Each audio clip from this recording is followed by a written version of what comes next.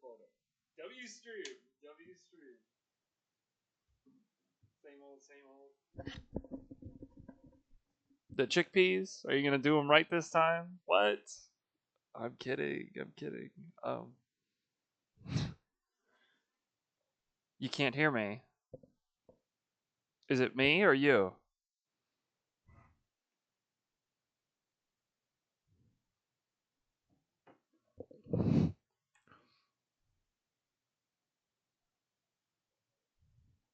Swear to God. If Minecraft keeps being weird, I'm gonna be kind of pissed.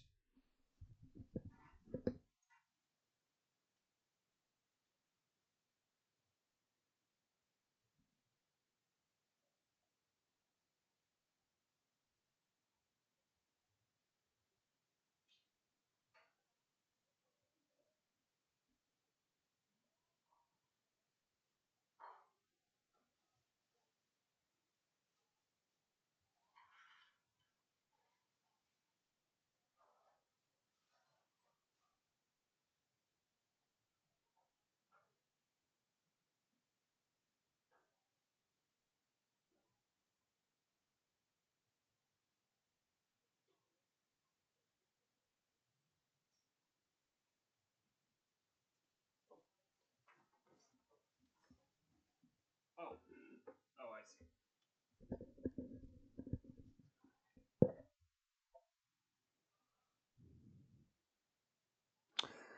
Do I wonder if you're a slow typer? No. Okay, so there's like always a little bit of a delay between. So I have my own stream pulled up, right? There's like a delay between when I even talk, when it's actually on stream, and then when you get back to me. So I'm always curious about it. Like, well, shit. How long since she sent that message does it take for me to respond? You know, I don't know if you've ever looked into that or whatever, but I'm always like, well, you know, it's not going to be a perfectly cohesive conversation, but I hope it's at least understandable enough. You know, because at least for me, it seems like you're pretty much right on track, but maybe I'm dumb. I don't know.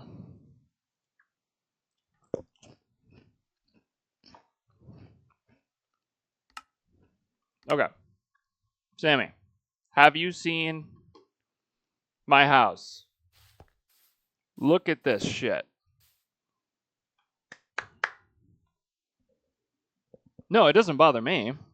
I'm just more conscious about if it makes, like, you know, makes you kind of go, oh, I gotta send this, and now I gotta wait like 20 seconds before anything happens. It doesn't bother me at all.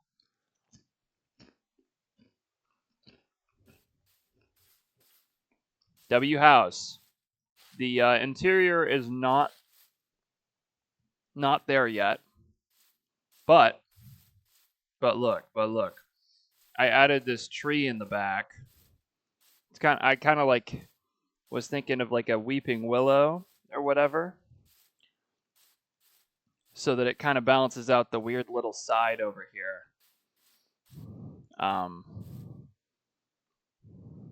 But I think it looks okay. I personally built tree is kind of funny in Minecraft.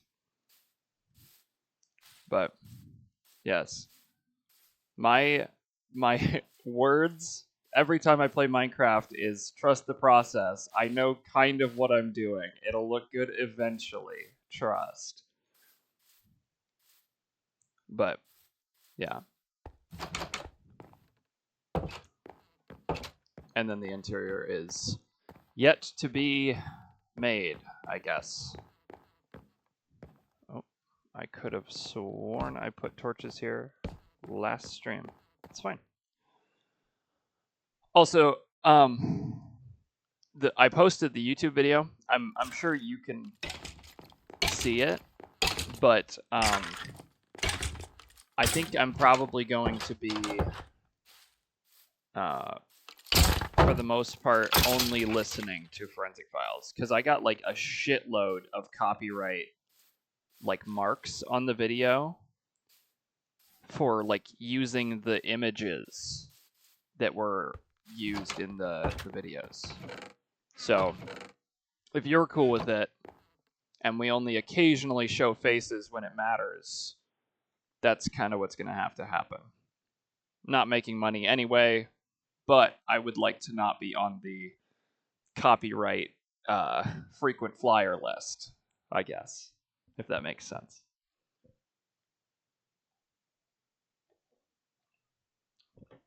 Yeah. So, but anyway, this is like a huge difference for me. I like don't have diamonds yet, and I built a house before any of it.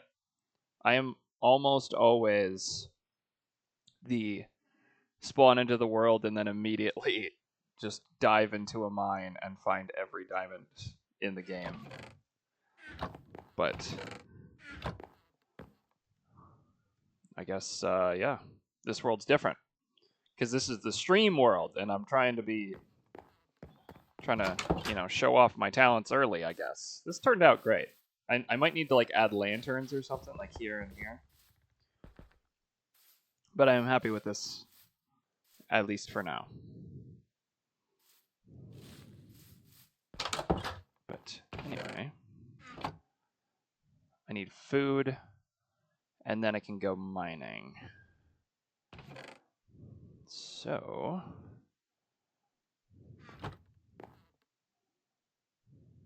okay. But I don't really have a full plan for the stream other than to make progress in Minecraft and or listen to some Forensic Files. We actually did get a solid story completely randomly, by the way, after you left, Sammy. It was like, I mean, it was kind of sad because it was like old people getting taken advantage of for money. But it was like, I can't remember what it's called. I'm so sorry. You would know it by the name. But it was like this guy, or this like really old couple had died, okay? And then the old woman started dying as well. This is like intro shit. Like they didn't even like talk about this character until like a little bit after. I'm rambling. The old woman was like, or the forensic people were like holy shit, can I speak? Suspecting that the husband may have like tried to kill his own wife from the grave with like poison or something. It was like a crazy start. But then they figured out that this other young dude was trying to get to be good friends with these old ladies, and then so they put him in the will, and then he poisoned them so that the will money would go to him. But luckily, huge clutch from the old women. They died. You know that one? They died before they could actually write him in the will, so he didn't get shit no matter what. He just killed all those old ladies for nothing. Dude. Banger episode. I think her name was Lita. Dude. I don't know. I love a stubborn old lady, man. They're so funny.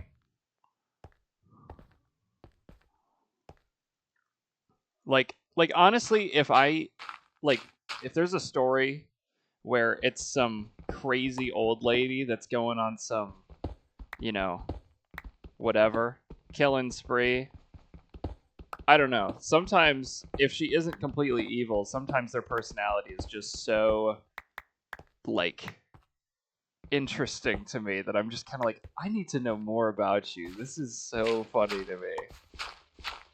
Old ladies have a way with having zero filter but also being the sweetest people on the planet. Yes, add that to your playlist. I will listen to old ladies either being accused of killing or actually killing people over and over again. That shit is so funny to me. It's either funny or really, really interesting. So I'm just like, damn, okay. But yeah.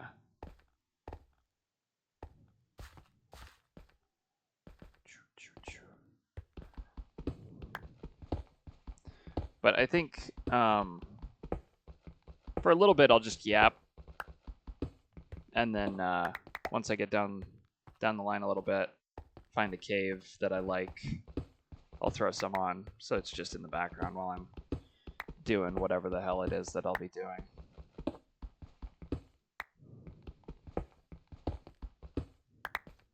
But I do that reel that I sent you this morning, Sammy. I did that for that botanical garden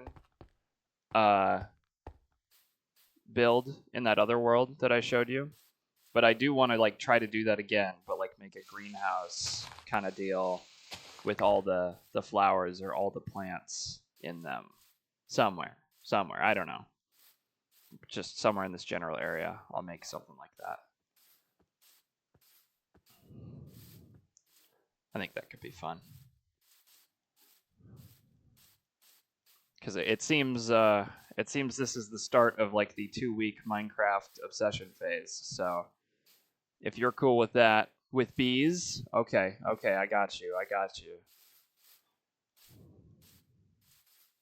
I didn't know you had a knack for the bees in Minecraft. Did we ever talk about that? I never really ever dabble with bees, but I'm so down.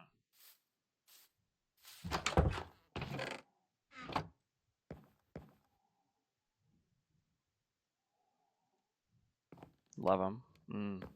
They are cute. I've just never, messed with them because I was like, with the wax. Yes. Okay. Yep. Yeah. We'll have to do it. Huh? We'll definitely do that.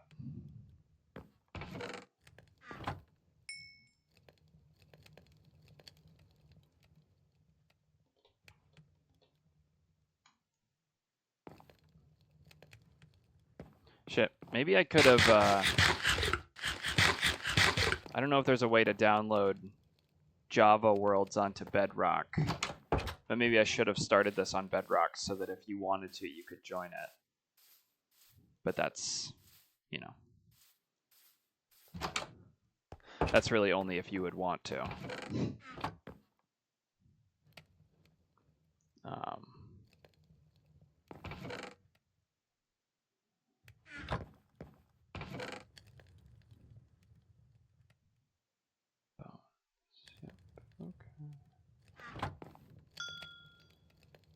Cool.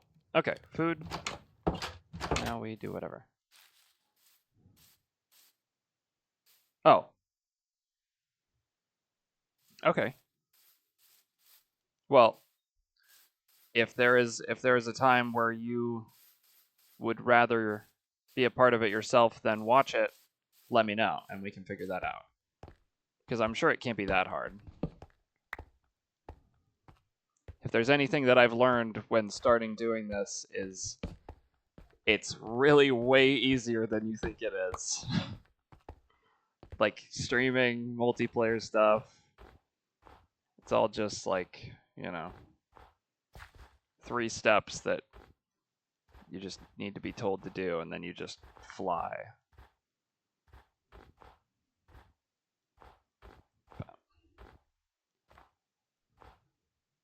I also want dark oak as a wood type. It's one of my favorites to build with.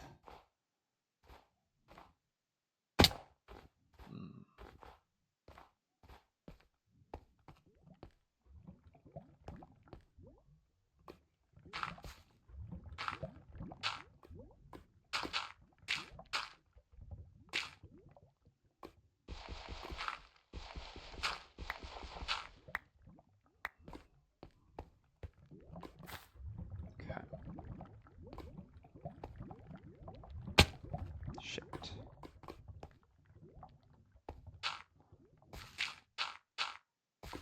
Oh my god, no shot.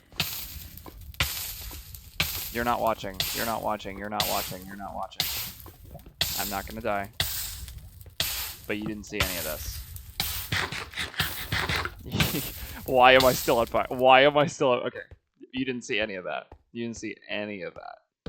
That was all hearsay. No, don't put those eyes away. You did not see anything. I'll tell them it's hearsay. And delete the VOD. Couldn't happen to me.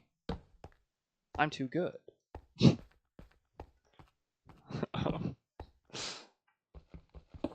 Oh my god, I'm gonna... Alright.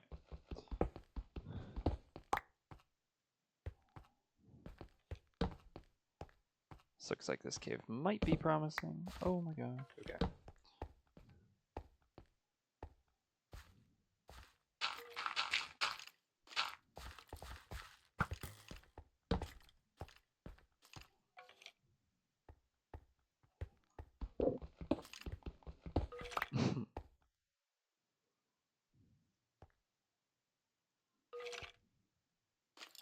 No, I was like dead ass fighting for my life in that what the hell's her name? Caroline's workout. Absolutely not. Like genuinely. And there's like the hamstring, like whatever the hell she called them, with hamstring curls maybe, or lifts. I don't know. It was. I didn't realize at first until she was already doing it that you had to like hold them. Fuck no, bro. Shit is killer. It's like, and then go back to doing reps. You should. I bet you'd be able to do it. I mean, like, just because I completed it does not mean that I did it exactly as she did. I took I took way more breaks than she did. Because she went from like, okay, hold for 30 seconds and then go back to reps. And then it's just like, oh, right, yeah, okay, for sure. Dude, like, I deadass just know that a Pilates instructor would eat me for lunch, dude. They would see me walk in and be like, I'm gonna make this man want to die.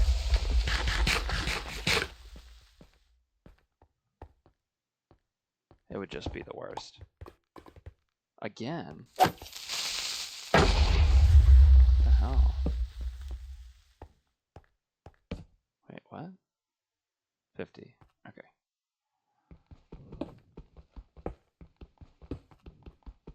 But yeah, I should have done abs after that, but I literally could not like bring myself to do anything else after that. So, unfortunately, there's another fucking creeper. Are we dead ass? Holy shit.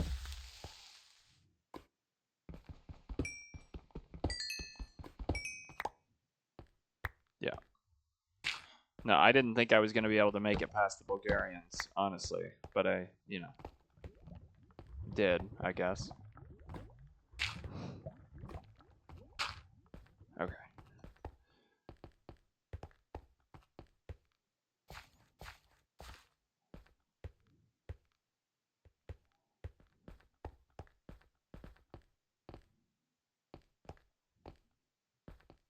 Top 10 least favorite things to do in Minecraft is deal with creepers. Every single hardcore death that I've had was early game and due to creepers. Every single one. I'm just like sitting in a cave and all of a sudden I'm dead. Which is why this world is not hardcore. Because I would just get so frustrated with how much progress I make and then you know, creeper.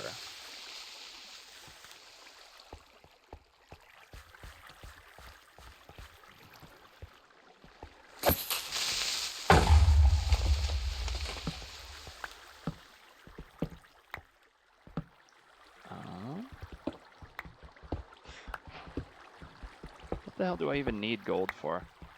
I'll get it. I just need diamonds.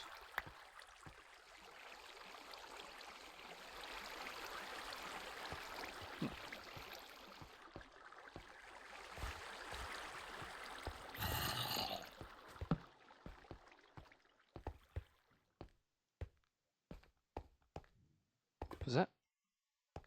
No. I'm over it. Oh. No way! Again? Fuck this, dude.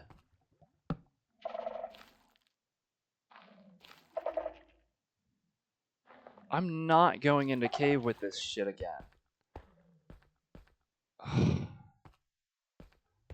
I can't do a warden right now. I can't.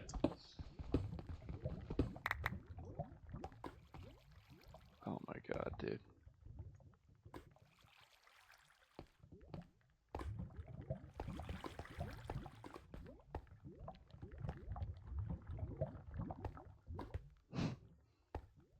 $200 and I'll go in. What? Who said that? Am I a sellout? Who said that?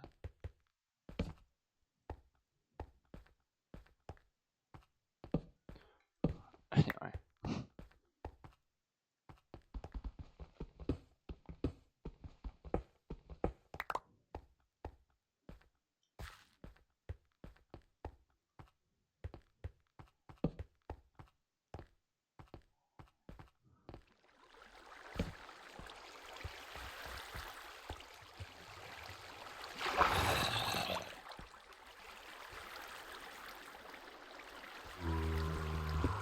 Oh.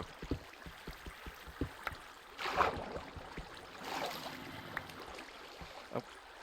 W lag. Okay.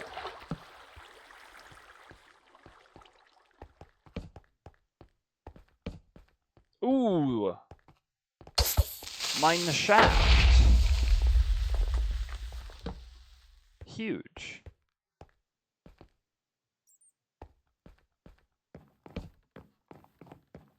W dead end. Okay.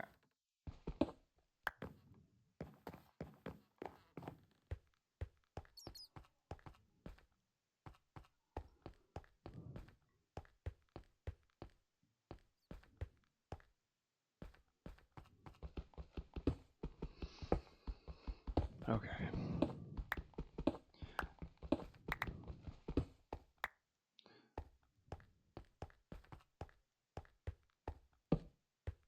Come on, diamonds! Come on, diamonds! Or something good. Oh, wow. Okay, that's like... Alright. Not the best.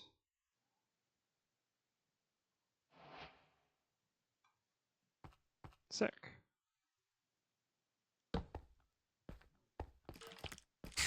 Uh-oh.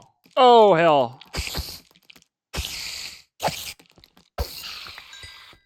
Fuck no.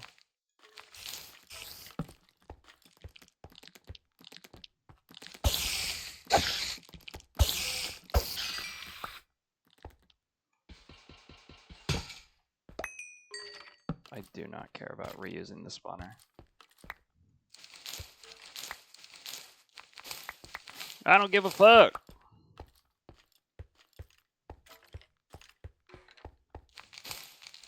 There's gotta be a second one. Oh my god. Don't fucking play with me.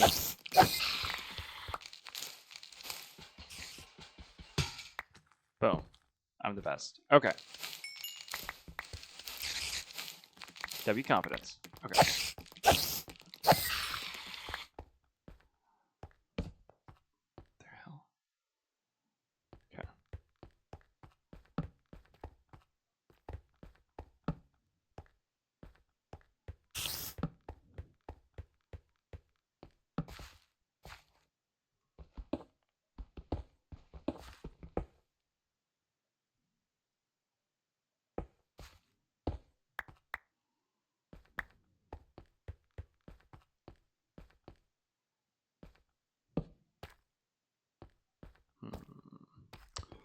Okay. I think we've reached the point of the files. Chat, I have the files. Don't you worry. I have the files.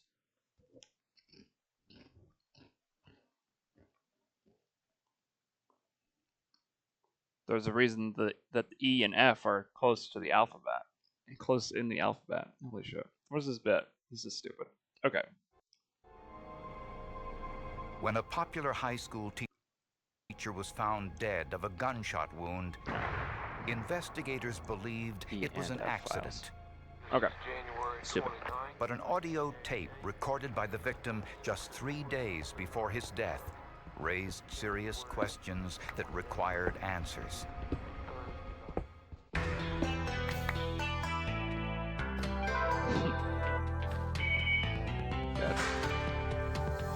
Sammy, I cannot believe how much you have converted me into this kind of person. Just I'm not mad about it, but it is fascinating to me how much I have adapted all of this. Historic Durham, North Carolina is both a big city and a small town. Best known as the home of Duke University and its world-famous medical center. But it is also a close-knit southern community where families stay for generations. You actually didn't miss much. It was probably a pretty solid time to miss. Great parks, great recreational we facilities just for started children and families. And you'll this find one. that You can probably pick it up. We're only a minute in. PE teacher got shot. Who knows why? But I said right as you got back, I don't know if you heard it.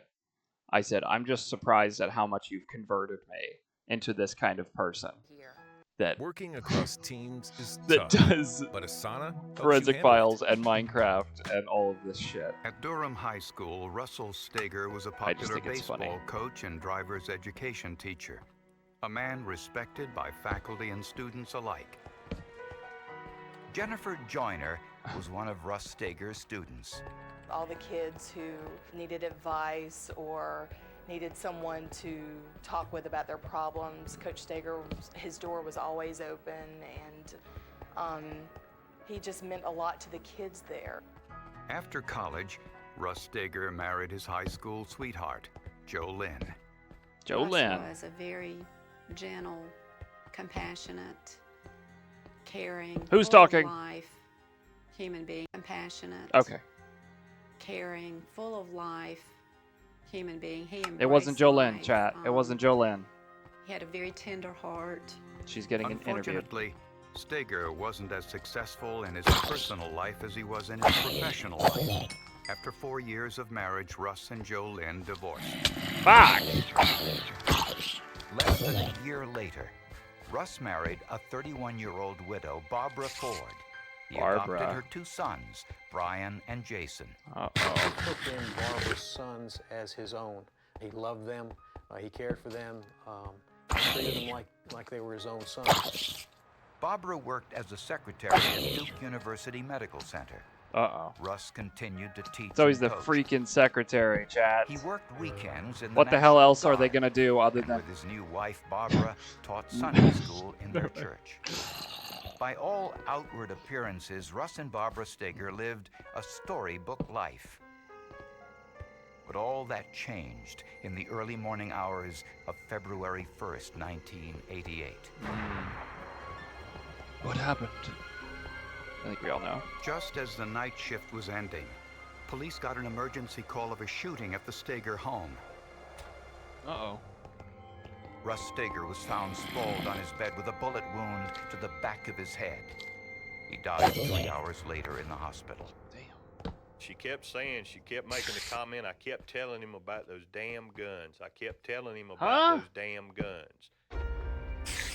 The hell kind of defense is that? Saying he shot himself? Barbara Steger said that Russ slept with a 25 caliber pistol under his pillow because of some recent burglaries in the neighborhood. Just before dawn, Barbara said she was awakened when one of her sons went into the bathroom. Oh, fuck no. Barbara was worried that Russ might mistake her son for a prowler. So she tried to remove the pistol from underneath Russ's pillow. What the fuck? Wait. Oh, shit. Is the game paused? Oh, yes, okay. I just need to check that the audio is audioing. The gun accidentally fired, shooting Russ in the back of the head. Right. Accidentally. It was ruled an accidental shooting. I'm sure. He was a mentor. He was a baseball coach. He was a likable guy. He was someone at a Durham high school. And they felt a sense of loss. They felt a sense of shock. They felt a sense of disbelief. What has happened to the guy that we love? I couldn't believe it. I was like, no, not Coach Steve. He was a great coach and everything. When I heard on the news, I felt sorry in my heart. History had unfortunately repeated itself in a bizarre coincidence. Barbara's first husband had died in a shooting accident too. Is that right? Cleaning his .25 caliber pistol when it accidentally went off, shooting himself again in the chest. Barbara Steger was now a widow. Are you fucking kidding me, Barbara? Because of a shooting mishap. Dude, what is it with the second time? A few hours after Russ Steger's death, the freaking second offenses every time gets him caught. Some routine questions. Barbara can kill her freaking husband, but can't kill the second one. Barbara Steger's father was removing the bloody sheets, pillow, and bedspread. God. Since the death had been ruled accidental, the bedding was not considered evidence. Perhaps it should have been. It was Buchanan's first interview with Barbara Steger. She was a little withdrawn, perhaps, but she was not overly diamonds! friendly. She was not. So many serial husband killers. Dude, I know. Barbara Steger repeated her account of her husband's death, saying the gun went off accidentally as she pulled it from under her husband's pillow. W. Diamonds. She told Buchanan that her 9 years of marriage to Russ had been happy, that he was a great father to her 2 young boys. Something wasn't right. I couldn't put my finger on it. Something wasn't right. Exactly what it was, but it still wasn't enough to indicate anything other than an accidental shooting. At Granger, we have over 1 million products. What a freaking idiot! To help keep your workplace safe and sound. He's running from me. Safety products at Granger.com. He didn't want the smoke. Granger, for the ones who get it done. Okay, here we go.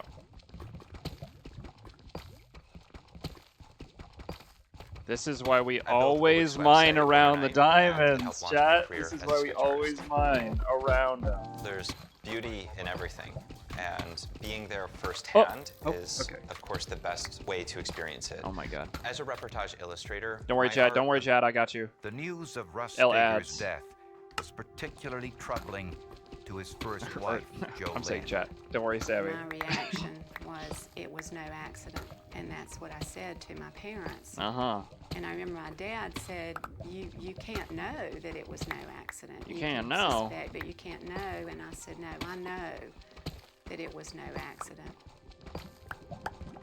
Jo Lynn wrote a letter to police because Russ often confided in her. Russ told her that Barbara removed large sums of money from their bank account, and that he suspected Barbara was having sexual affairs with other men. Oh my god! Barbara, he once caught her kissing another man in a parking lot. Oh no. When investigators looked into Barbara Steger's background, they learned some surprising information about her first marriage. Her first husband More diamonds! In bed and was I'm killed, literally the fucking at the business end of a .25 caliber pistol. Come on. And so now we have a lady who's Only had one? 2 husbands two. killed in bed with a .25 caliber gun, and on both occasions she was present. Barbara's first husband, Larry Ford, had been cleaning his .25 caliber pistol when it accidentally discharged, shooting him in the chest. Is that right? I don't think so. Although the death of Larry Ford had been ruled an accident, his family vigorously fought to have the case investigated as a possible murder. but the ruling was never changed. Bullshit, Barbara bro. inherited Larry Ford's entire estate, and suspicions remained. That's so Investigators now had another suspicious death and more questions about the same woman.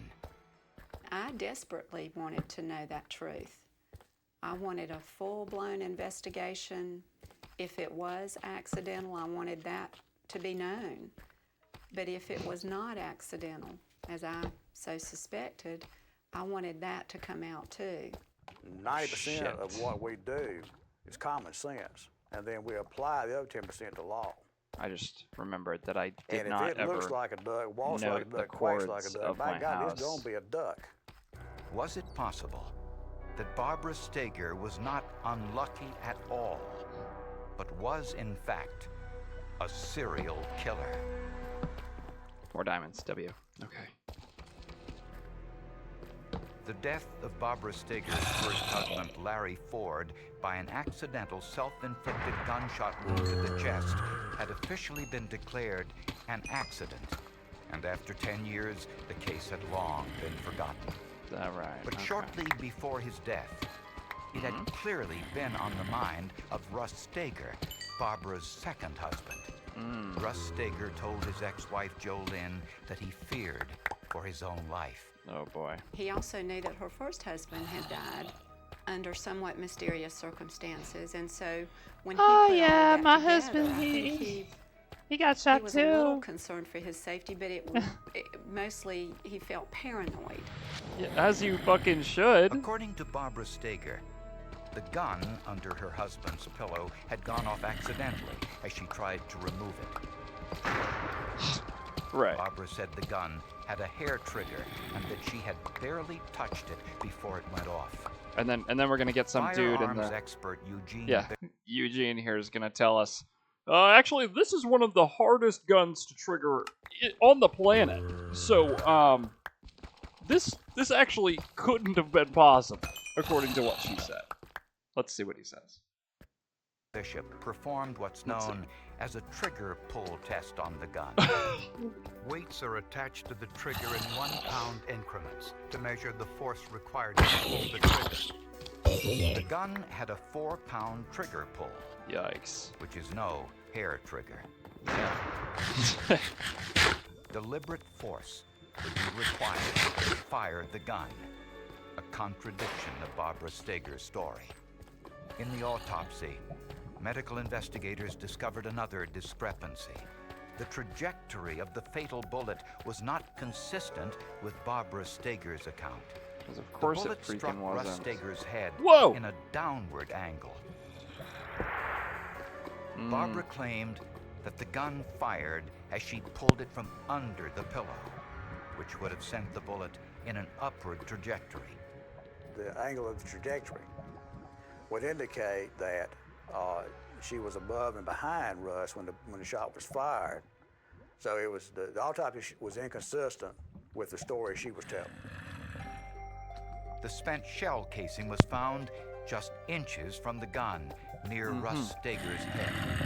Eugene Bishop test-fired the pistol and found that it ejected shell casings to the right and rear of the shooter, which meant if Barbara's version was correct, the shell casing should have been found somewhere in the middle of the bed.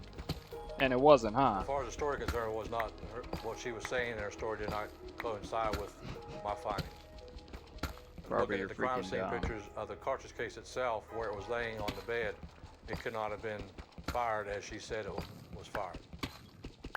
Now we gotta go help people customize and save hundreds. Oh my god, we're not customizing and saving hundreds. Where's the golf cart? We're not. When any firearm is discharged, dust, oil, and gunpowder are expelled from the barrel. Okay. If Barbara's version was correct, powder burns would have been present on the sheets. Dude, wait. The sheets had been removed. Hold by on. Barbara's father. Sammy, should I bring... I've been thinking about this. Should I bring the whiteboard in and have, like, a wall of shame of, like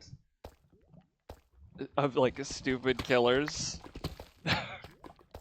And just make a list as we keep listening to them? Would that be funny? I don't know. I would have to like move it in every time, and it would be like dramatic as fuck. But yeah, okay. Hold on. Hold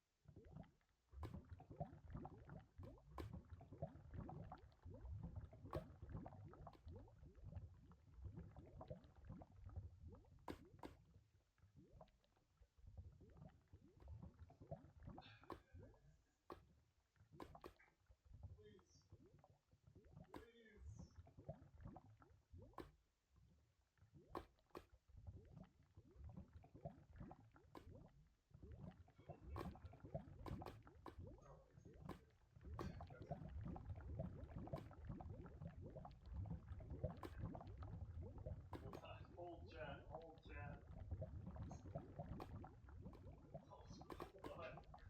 This shit is huge. Oh my fucking lord.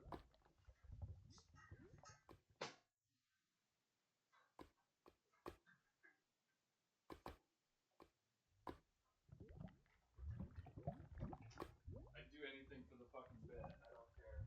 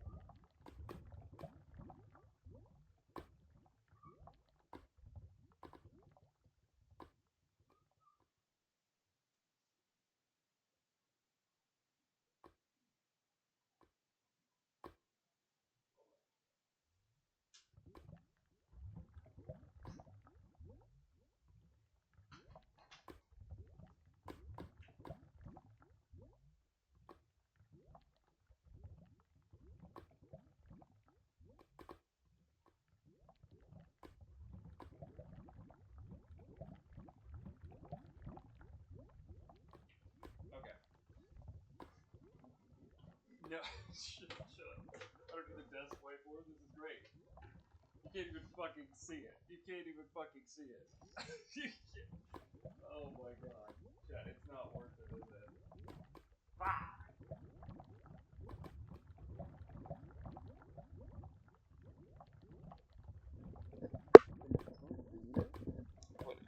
Wait.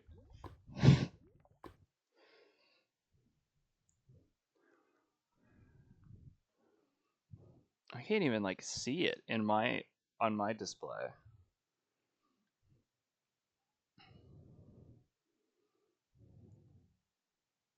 You gotta like zoom in hella, huh? Jesus.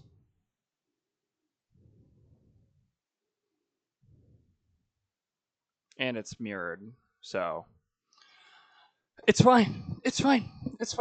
I'll make something up. Maybe I'll make it a stream element that we bring up when we listen to Forensic Files. That like goes in the bottom corner.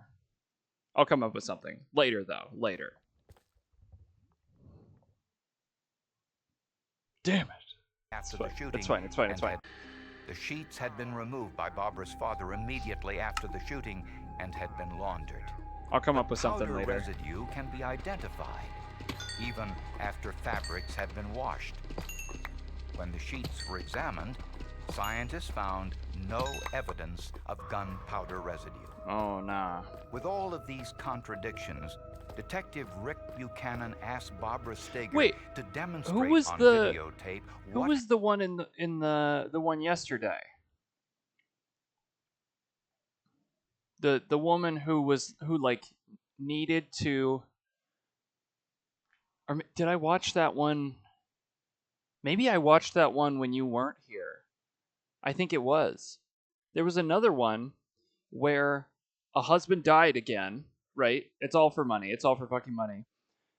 And but they played it off like a burglary, and they made the burglar shoot the woman so that she wasn't so that she was like less like less of a suspect. Yes, the two guns.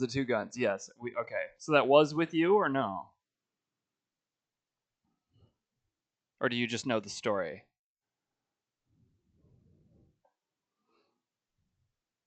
Yeah. Recommended by you. Oh yes, that was the one. That was that one. Okay, that makes sense. Yes. What the hell was her name? I forget.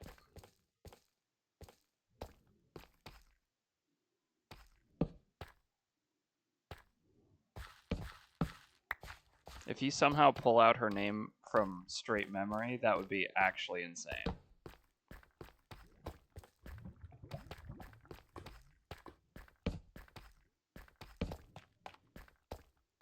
You are that cool, just maybe not for this specific story.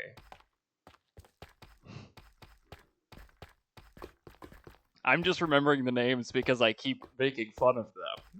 That's it. I just can't stop. Happened on the morning of the accident. Oh, I'm standing face to face with a killer. I know it, but she don't know I know it. She don't know I know it.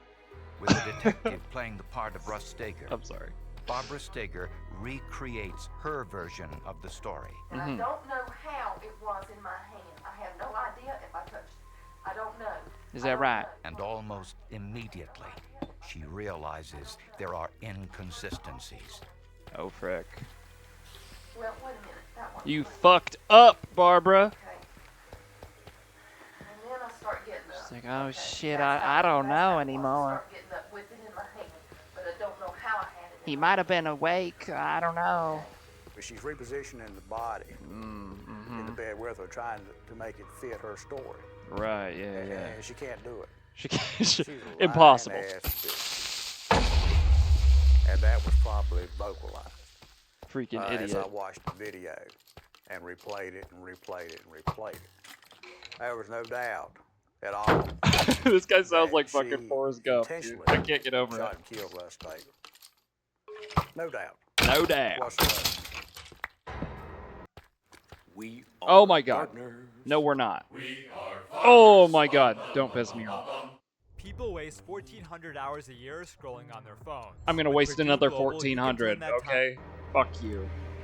Alright. Police also doubted that Russ Steger, a member of the United States National Guard with weapons training, he would was have the placed blueprint. a loaded I pistol didn't under his know. pillow with the Until safety now. turned off and cocked with a round already in the chamber. Oh my god. This, along with Barbara Steger's videotape recreation, was enough to convince investigators that Russ Steger's death was no accident. But We've been knowing investigators this. were not prepared for the next clue in the case. A message from the victim himself. This is Russ Steger. This is January 29th, 1988. There's diamonds right there. What the fuck? Holy fucking Three Musketeers. What the fuck is this?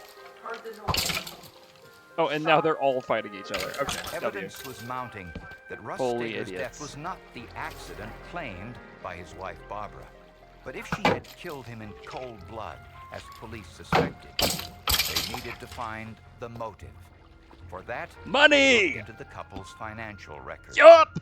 Though the Stegers Come had on. a modest income, Russ was a school teacher, Barbara a secretary.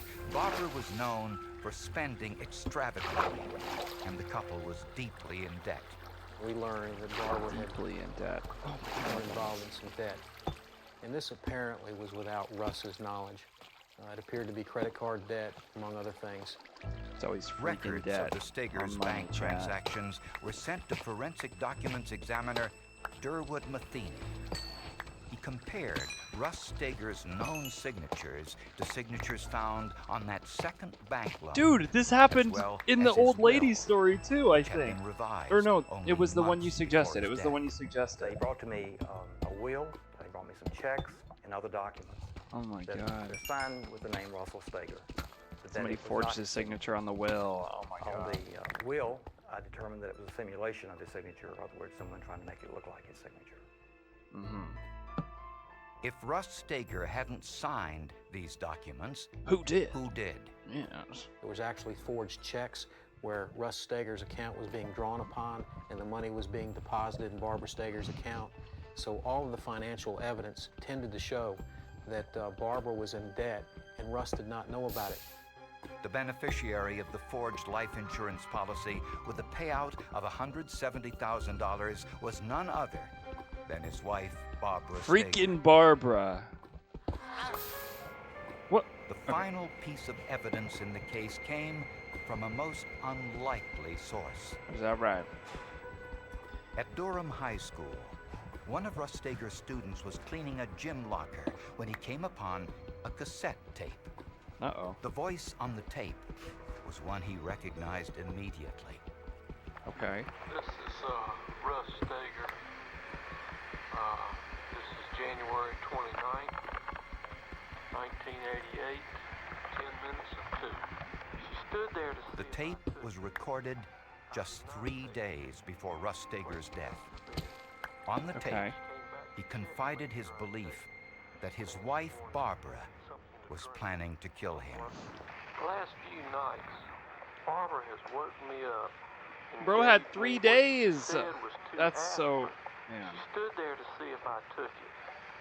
I did not take it. Russ Steger went on to question the allegedly accidental death of Barbara's first husband. The first one, I don't know what happened, but according to his parents, there was some foul play going on. He Brother, get out of there. accidentally shot himself in their bedroom.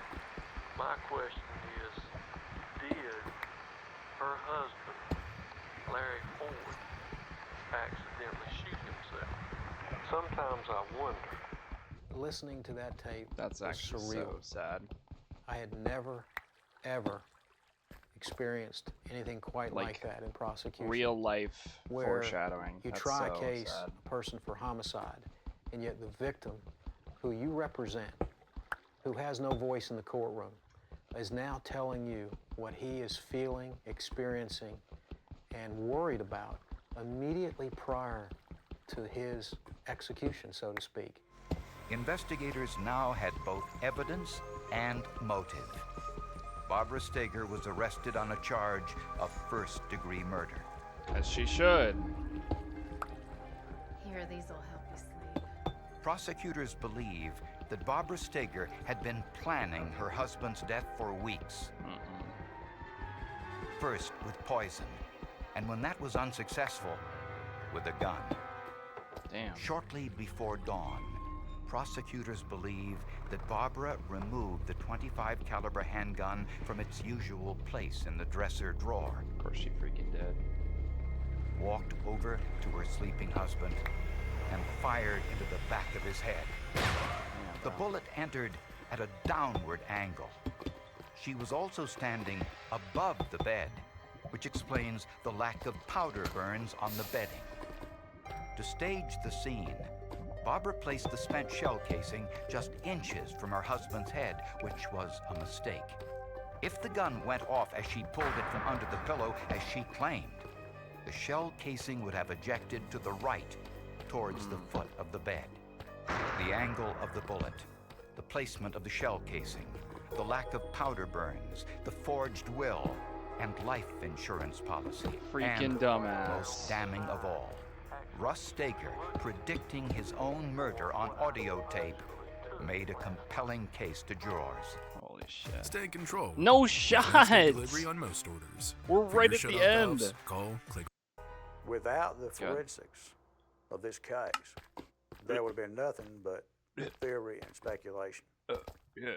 And you can't prosecute theory and speculation. You've got to have physical evidence. Yep, That's you where sure the did. forensics came in. Barbara Steger was found guilty of first-degree murder and was sentenced to death. Her sentence death? was later reduced to That's life in crazy. prison after an appeal. I think Death those penalty of is us always who so cared interesting so to deeply hear for us because ranted of how, and like, raved and felt this was so uncommon unfair it is now. I mean, to take well, I guess I someone don't know. so special and so But, like, kind and how there's uncommon it never an seems answer to now. why. There's never an answer to why evil wins sometimes. Don't fucking scare me like that. I actually jumped. Barbara That was Steger crazy. was responsible for her first husband's death. But with her current life sentence, they see no need for further prosecution. This case was a terrible tragedy. A good man, not just one but two, are gone. And they're gone forever because of the criminal conduct of Barbara Steger. And our court system worked. It uncovered the truth. A verdict was rendered and justice was done. W episode. That was good. That was good. Good story, as always.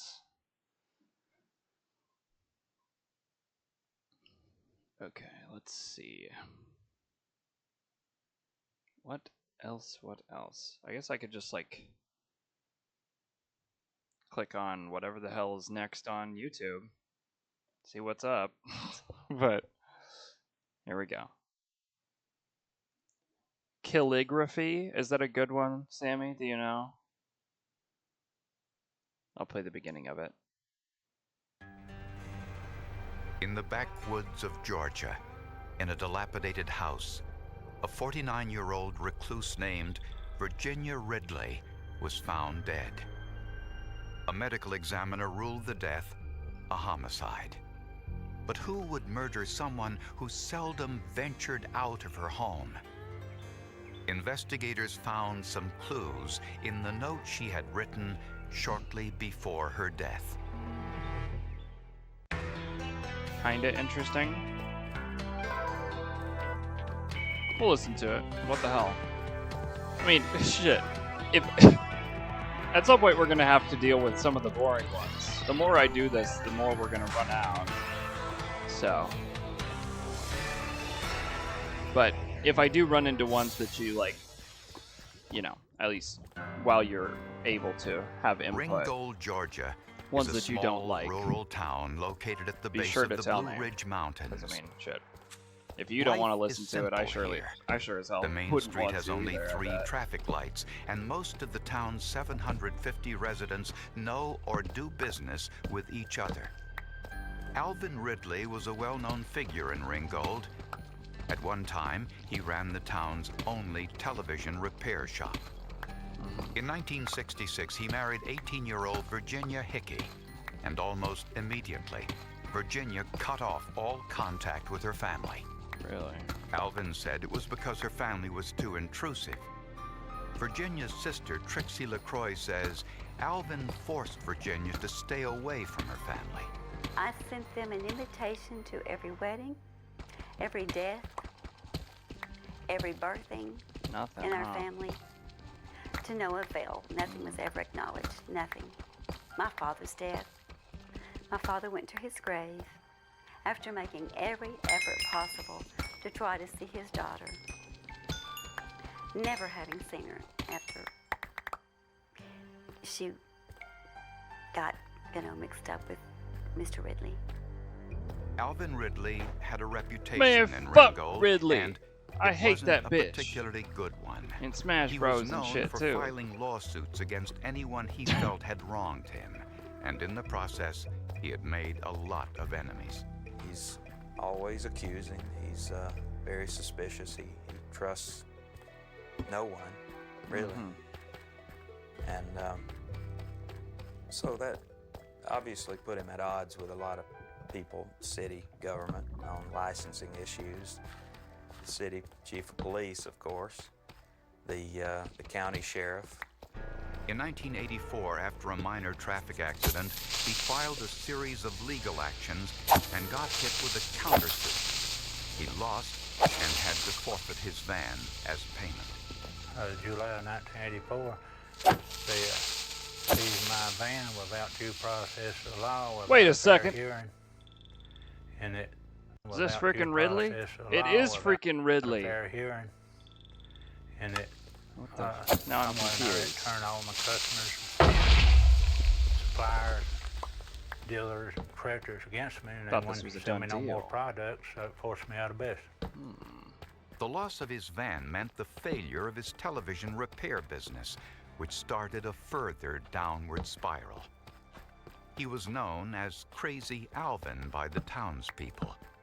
His reputation was not helped by the fact that no one had seen Alvin's wife, Virginia, not even her family, in the 30 years she was married to Alvin. Damn. What I couldn't understand, if she was mad at her family, why did she not go to the door for drinks? So that kind of made me believe that maybe possibly he had given her instructions not to. Perhaps. He got angry at her, maybe, told her not to. And the thought crossed my mind, maybe she was being kept captive. What went on in Alvin Ridley's secluded house was the subject of town gossip. But on the morning of October 4th, 1997, it became news. Virginia Ridley was found dead in her bed. What? Fully clothed. By the time medical personnel arrived, rigor mortis had set in, an indication that she had been dead for at least 8 hours. Trixie LaCroix was asked to identify her sister's body. I could not do it. I could not do it. So my sister's husband was with her, and the two of them went in, and she came back out and she said, you know, I'm so glad you didn't go in. It was not a pretty sight. Not the video. Pause. She said, her hair has not been combed in years. It's just, it has so many knots in it. It has not been combed in years. Okay. She can't weigh 90 pounds. She's skin stretched over bone. New rumors began to surface in Ringgold, Georgia, about Alvin Ridley and the role he might have played in his wife's death. In October of 1997, Virginia Ridley was found dead in a house with no phone, no running water, and infested with ants and cockroaches. Ew. She had been dead at least 8 hours before medical personnel arrived, which prompted questions. Why had it taken her husband Alvin so long to call for help? Virginia's sister Trixie LaCroix believes if he had called earlier, her sister might still be alive. There's no doubt in my mind that this man was responsible, directly or indirectly, for my sister's death. Well, he's getting freaking interviewed, so he can't be the guy, I guess. What? Investigators traced Alvin's steps on the morning of Virginia's death. You wait? Honey. Alvin said that when he woke up, his wife was dead. He got into his truck and went looking for a telephone. He admitted driving by the local fire station, which could have provided emergency assistance. Instead, he continued driving to a telephone outside of town. Interesting. He did not call the local hospital 10 minutes away. Instead, he called a hospital in Chattanooga, Tennessee, some 30 miles away. They told him to dial 911 for local assistance, which he finally did, leaving this message. This is 911, where's your emergency? 134 Emmons Street. What's the problem? I think my wife passed out. 134 Inman Street? Yeah. Is she breathing? I don't think so. It's behind the steel plant. I'm calling from a Dude, what the booth. fuck kind of tone You don't is have a phone at this? your I house? can't read that. There's no phone there. There's no phone there. Investigators were struck by the lack of concern in Alvin's voice. It was unlike most emergency calls they receive. The initial examination of Virginia's body was done by the local coroner, Vanita Hollander. In Virginia's eyes, the coroner found petechial hemorrhages, which are broken blood vessels often seen in cases of strangulation or smothering deaths. Decedent is a female in her late 40s. Decedent is malnourished, killed hemorrhages around her eyes. The next day, a full autopsy was performed. The medical examiner, Dr. Frederick Hellman, found something not noted during the initial examination: deep bruising on the muscles of Virginia Ridley's neck, another possible indication of strangulation. Virginia Ridley's death was ruled a homicide, and her husband Alvin was charged with murder. To those in Ringgold who knew Alvin Ridley as Crazy Alvin, the news came as no surprise. Right. Everybody thought he killed his wife back in the 60s or the early 70s. And there was even talk that he killed her long, long time ago. And an old story, damn. And then one day he calls 911 and there's a recently dead body in the bed. Because of the petechial hemorrhages in the eyes and the condition of the body, the coroner suspected foul play, and police could find no indication that Virginia had received routine medical care in the recent past. I think they checked the 50 to 100-mile radius. No doctor, no physician, no pharmacy, no hospital. This girl had not been anywhere in 30 years. The town of Ringgold was gearing up for the biggest trial in its history. Being a wife and investigators were in for another crazy. surprise when Alvin Ridley gave his explanation for how his wife died. Trixie LaCroix regularly visits the grave of her sister, a woman with whom she has more contact in death than she did in life. That's because Trixie and the rest of her family hadn't seen Virginia at all during the 30 years she lived with Alvin Ridley, the man now accused of her murder. I will say this, that if there is a God Almighty above, if there is a day of reckoning for all of us, which I believe there is, I would not want to be him. Alvin Ridley steadfastly maintained his innocence. I felt terrible, sad, depressed because I lost a loved one that cared a lot about me. We was married 30 years. Sweet, happy Christian married life. I never hit her a time. She never hit me a time while we was married. Of course, we got in a few arguments, but that's all. Alvin's defense attorney, McCracken Poston, knew that the case against his client wouldn't be easy. Alvin's reputation and behavior after his wife's death made his defense a unique challenge. Several members of my family said she's crazy, incapable of anything. I was about to get married, and several members of my wife's family were fearful of my getting involved in defending Alvin. Alvin had developed for himself somewhat of a reputation as a panhandler or a con man. Poston visited Alvin's rundown house on the edge of town, and amid the cockroaches and broken windows, saw something he hadn't expected. The walls of the house were plastered with handwritten notes. What? Some were letters to Congress that Alvin had written, but I began to notice a distinct handwriting. And I knew it was not Alvin's. Somebody was freaking framing him? Who wrote this? He said, well, Virginia did. Oh, and what? I grabbed a piece off the wall and, said, Alvin, this will save you. I've got to have all of this. There were hundreds of notes, all apparently in Virginia Ridley's handwriting. Some dealt with everyday matters like what she had watched on television.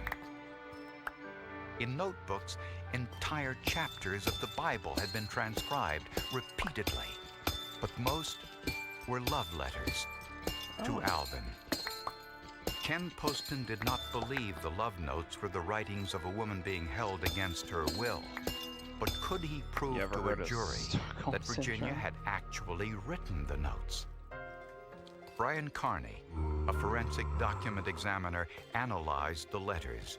Carney had little to work with, but he did have some known signatures of Virginia Ridley on some official documents written years earlier, and he found a number of unmistakable similarities.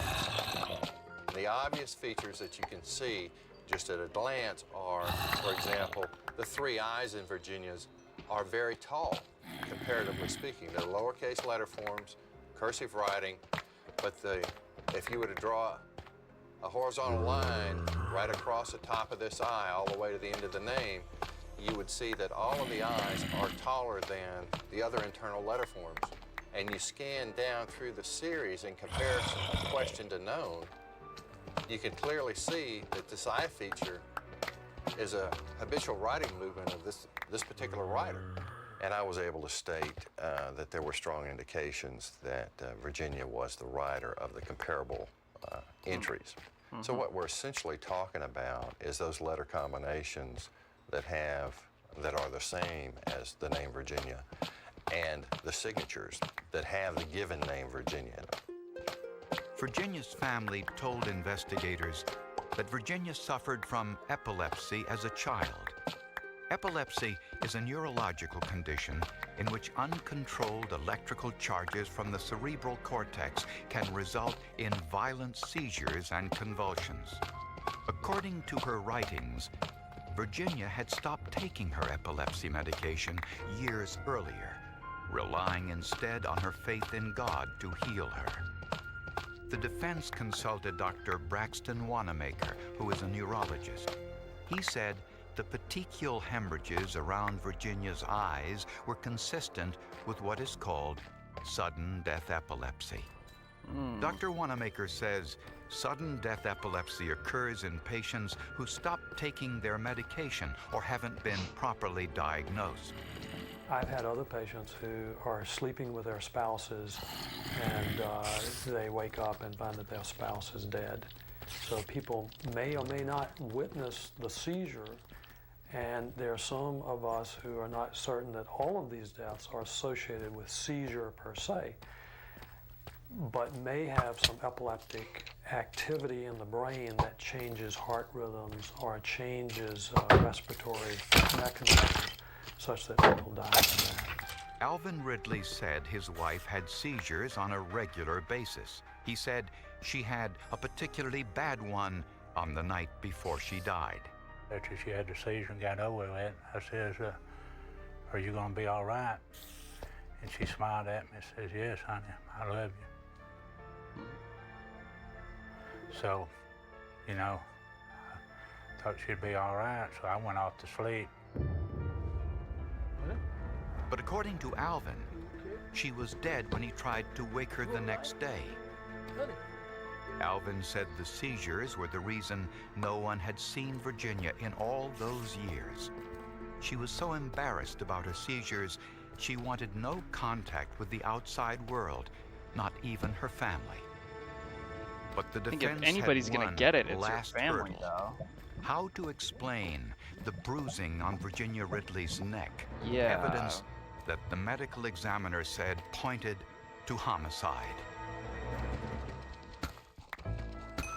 Judge Ralph Van Pelt presided over Alvin Ridley's murder trial and immediately had him evaluated by a psychologist. He certainly probably would have qualified, I think, for mentally ill under the Georgia statute, but that's only if you're found guilty but mentally ill. The report indicated that he was competent to stand trial, could assist his attorney in a defense, and knew right from wrong. At the trial, Alvin's defense team needed to refute the prosecution's contention that the bruises on Virginia Ridley's neck were evidence of strangulation.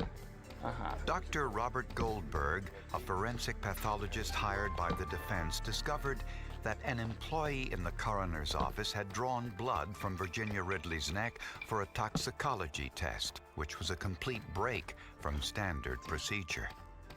This is highly irregular and is something that procedurally is an error. When the autopsy was conducted the next day, Dr. Goldberg believes the needle marks had developed into bruises, which are known as artifact, a term for any changes in a body caused by post-mortem evaluation. I think it would be absolutely essential that any coroner have some autopsy experience. Even if they don't conduct the autopsy themselves, they should know the appropriate procedures. It was clear to me that this coroner was way out of line with appropriate procedure. In Georgia, the coroner is an elected official, and this was the first suspicious death Anita Hollander investigated after her election. Alvin's attorney believes that the coroner's inexperience and her own personal suspicions about Alvin Ridley affected her judgment. When that body went to the state crime lab, She knew the rumors. She accompanied She was it. like, oh, finally, She I get to reported get when this they guy. arrived, this woman has been locked in a basement for 30 years. The state pathologist that conducted the autopsy, I think that was an improper suggestion based on no fact that made it easy for him to conclude homicide by asphyxiation. Alvin Ridley took the stand in his own defense. He said he drove by the local fire station after his wife's death because he had had a prior run-in with the people there and didn't trust them. He said he called the hospital in Chattanooga because that's where he'd taken his mother years earlier. It was the only facility he was familiar with. After 2 hours of deliberation, the Don't know that jury that justifies it, acquitted Alvin Ridley of all charges. He claims it was his wife, Virginia, testifying through her letters, who kept him from a life behind bars. I felt like my wife, and the Lord saved me in the jury. Alvin Ridley still lives in the same dilapidated home on the outskirts of town and still talks about restarting his television repair business. He visits Virginia's grave regularly, a privilege he enjoys because of the role science played in proving his innocence. I guess he was a strange man. I understood him to be a hermit. I understood him not to have the social skills that the rest of society has. And unfortunately, I believe that had a great deal to do with the fact that he was tried. Fortunately, the truth went out, and he was acquitted. Good Lord. If it hadn't been for this scientific evidence, the risk was so high that the local community prejudices and biases about Alvin Ridley and his years and years of strange behavior would have been difficult to overcome. Yeah. I think it's a story about how the system works, that someone has their right to make the state prove that they're guilty, prove that they did it beyond a reasonable doubt. And a fellow with just very modest resources was able to come in and prove that he was not guilty, establish that he was not guilty. Interesting. That was unique. I mean, shit. Very interesting story.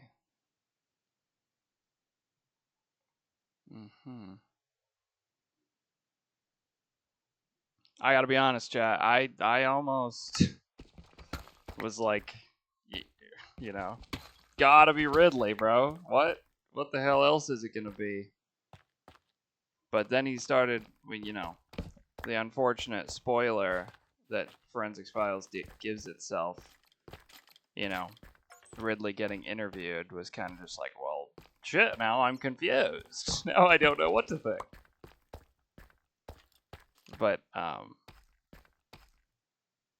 don't know. I thought that was good, though. W episode. Next one. Here we go. I guess we're just... No, it's really just jumping around to suggested videos. Missing Pearl? Is that one good? I literally have no idea. Or maybe this one. Man's Best Friend. About a dog, perchance? That would be interesting.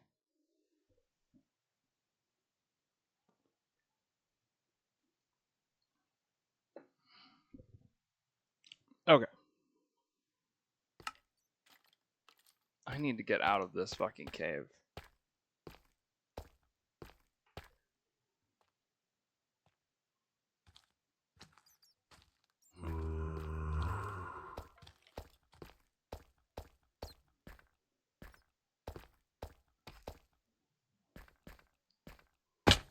Oh my god. I just need to get the fuck out of here. I can't.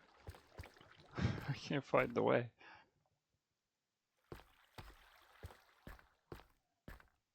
Okay.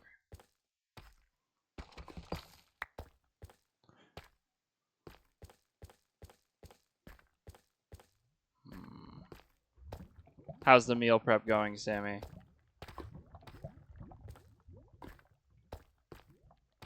Are the chickpeas done right this time? Or what is it? No, it's not chickpeas. It's fuck, what was it?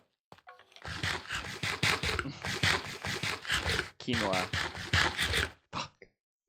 You locked in? Good shit. I bet it's fire. I bet it's fire. Also, yeah. I'd have to figure out a whole different setup, but I have to meal prep as well. I won't stream it. That would be... I can't stream this much in a single day. Unless you'd want to see that. But, like, that would be a lot. I would not force you to sit around and watch me live out my day.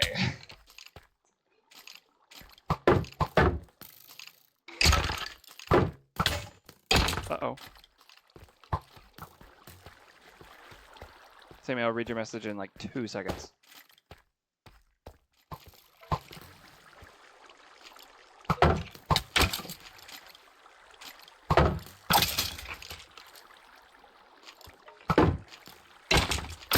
Okay. What was that?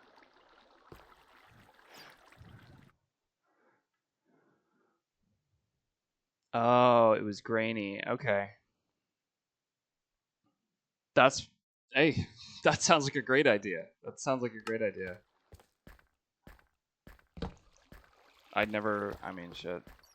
Someday I'll add in protein powder and shit, but so far I'm just trying to, like, you know, make food that's somewhat decent.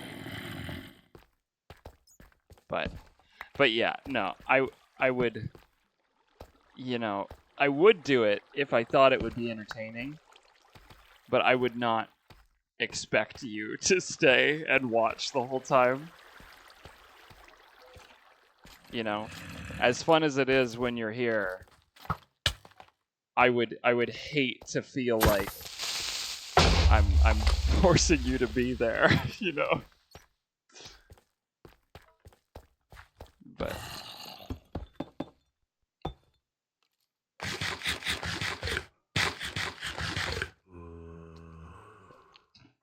it's a whole vibe. Oh, I'm glad you feel that way. You'd watch. We'll see. I have like no way. Yeah, I need like a tripod. Yeah, probably not today. Probably not today. Or we can just cook together. Yeah, exactly. We can do that too. We can do that too. I mean, so okay. Let me think. I think I'm probably gonna go home next weekend, at the very least, to get a haircut. Okay? At the very least. I've told you this. But literally any time after that, I don't think I have shit going on. So, if you're down, I'm down. I could go to you, you could go to me, or whatever. At some point, yeah. Yes, you still need to get your stuff. But yeah. At some point, I gotta show up and... There's no shot. I come out of my hole for 2 seconds and I get shot immediately. But yeah, totally. We can do stuff then. And at some point, I gotta steal you and take you to the Mall of America to go to the fucking Animal Crossing aquarium. At some point. Whether you want to or not. Unfortunately. I can't go alone. That's embarrassing. So...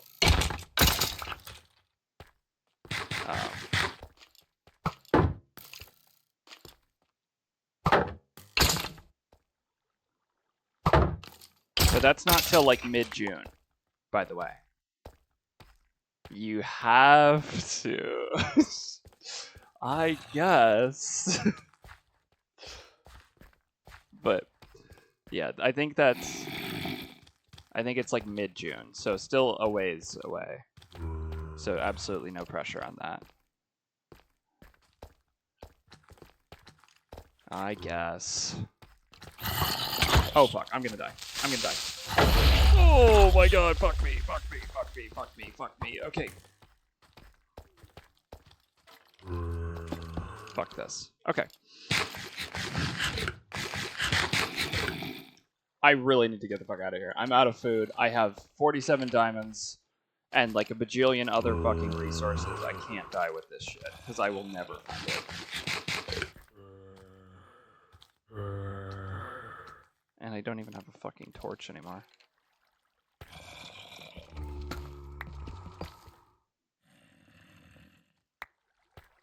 I'm just that lucky. Sorry. I'm only lucky in this game. I'm not lucky in anything else in life. Just finding diamonds.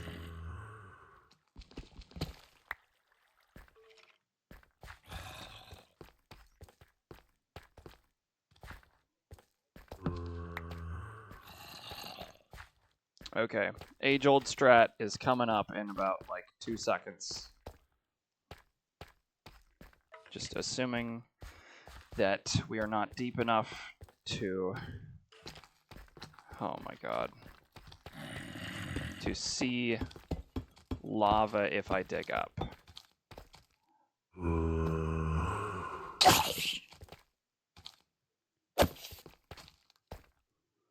Yo, look at you. I'm fucking in your toes, bro. You don't want this shit? There you go. Oh my god. Funny shit. Okay, I'm just doing it right here. Fuck it. How deep am I? -26. Oh boy. This could be really bad. We're gonna do it anyway.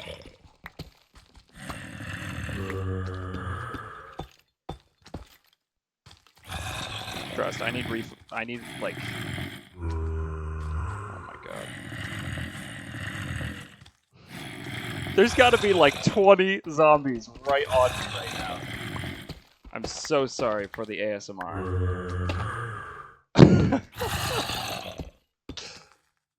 Oh my god, okay. Oh, we're back at the amethyst. Wait, this is fun.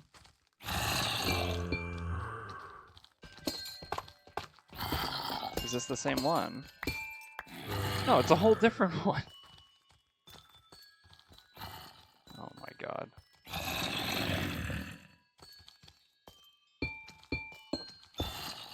We almost played Twinkle Twinkle Little Star.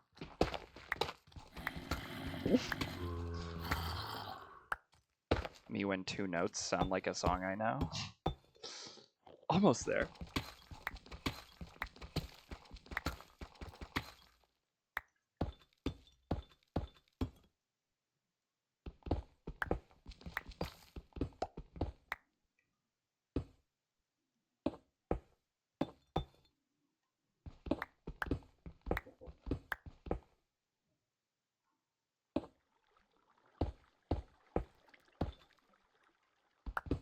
Please, bro. Come on.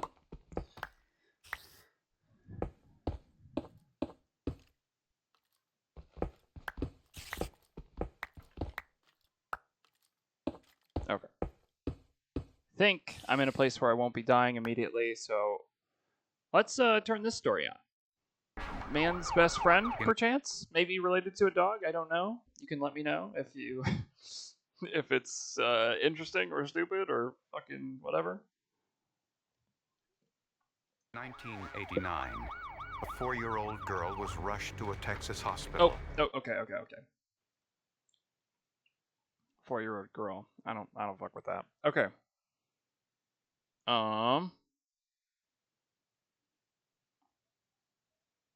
Hand delivered? There's one called Pure Evil. To hand delivered? Okay. We can listen for a little bit. In 1995, police in California received an anonymous... Basic ad title. Genuinely. These people are all pure evil. How much more evil can they get? Letter which identified a pair of severed hands as those of a Navy pilot who had been murdered. Oh my goodness. The letter described the murder in gruesome detail. Investigators searched for some clue to the identity of the author and the killer.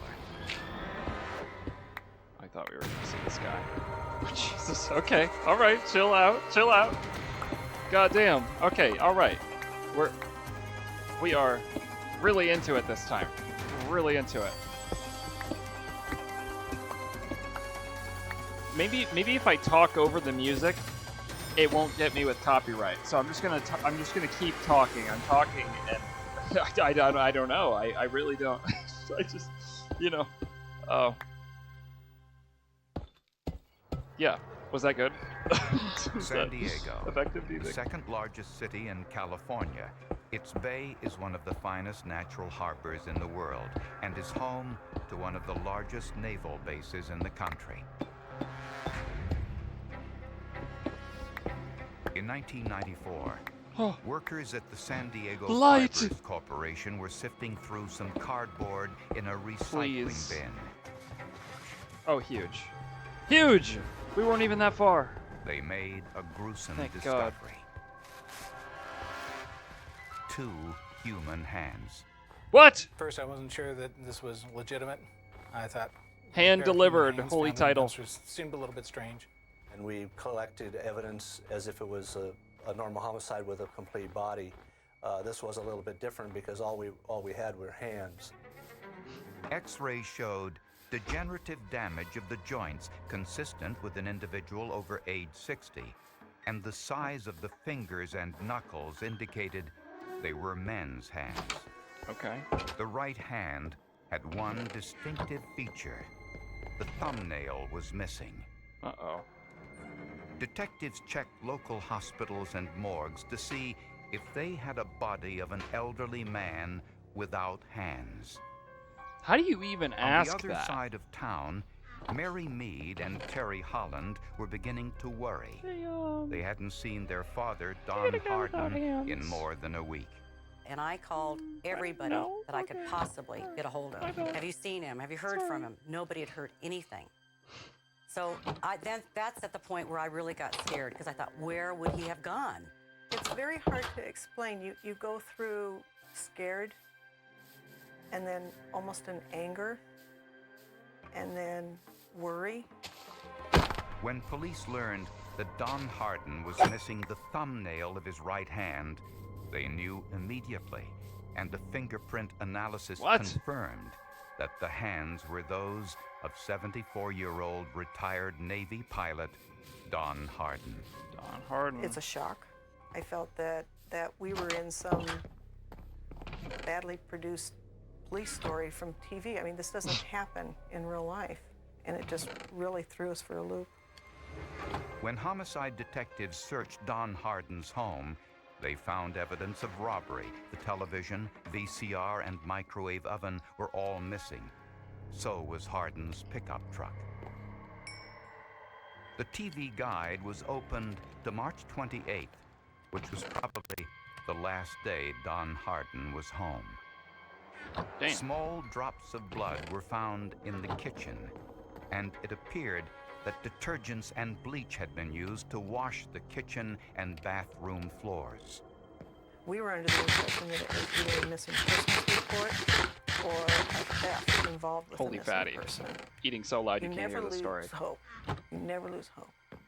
Don Hardin was a widower who had moved to San Diego a few years earlier to be near his daughters. Neighbors described Hardin as ornery and difficult, but his daughters remembered him as a loving father. One of my cherished thoughts that I have of him is that every time I spoke to him on the telephone, at the end of our conversation, I always said, "I love you, Dad," and he'd say, "I love you too, kiddo." Hardin had a history of helping those in need. He often hired homeless men to do odd jobs around his property, and he often let them live in a camper in his backyard. We were very comforted Good knowing person. that there was somebody there in case of an emergency, that my father could be taken care of immediately.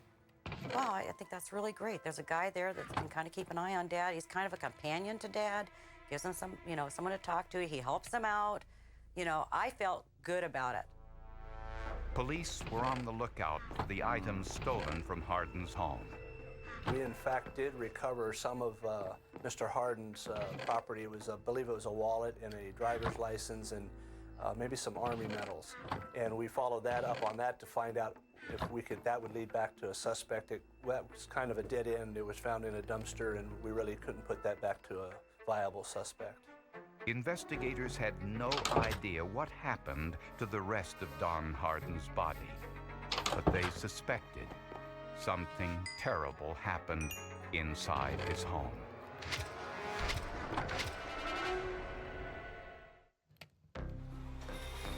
A pair of severed hands found at a San Diego recycling plant were identified as those of 74-year-old Don Hardin, a retired Navy pilot. Why the hands? A search of Hardin's home revealed evidence of burglary and violence.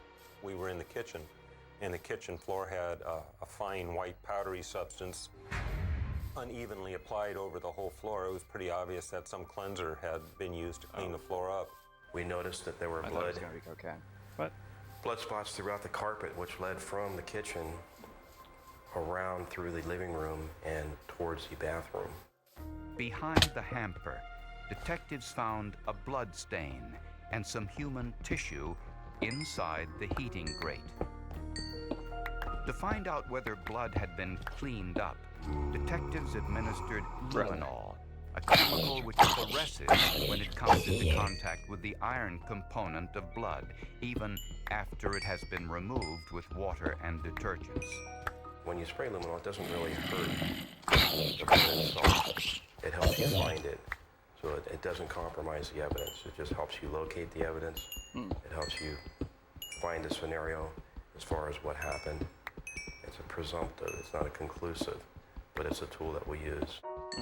After spraying the luminol, the lights are extinguished, and the camera with high-speed film captures the images. It was the largest glow of luminol I had ever seen in my life. It glowed like a Christmas tree. Police found a huge amount of blood on the kitchen floor. Wait. And a I wonder blood if they show trail it. Hold on, leading from chat. Oh, damn. It glowed. It was a large. Yikes. Hold on. I'll pull it up. Everybody who cares, watch for like 2 seconds.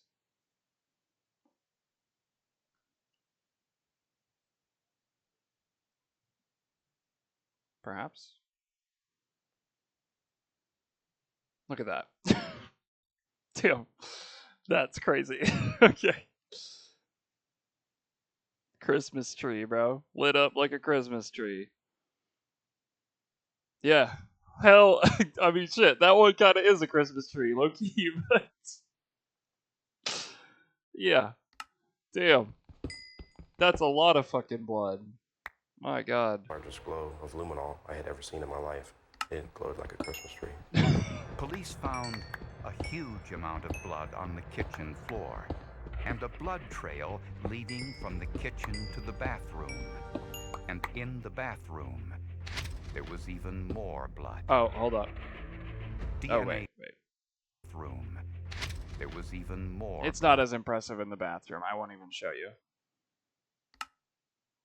I mean, there is a notable amount of stuff, but not nearly as much as the kitchen.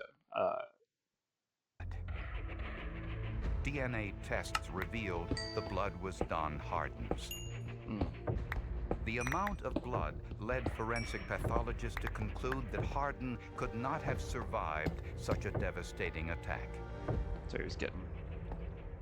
I go over to the couch and we sit down, and he says, there's positive proof that your father was killed in the kitchen and he was dismembered in the bathroom. And he is dead. It's positive proof that he is dead. It didn't sink in for quite some time.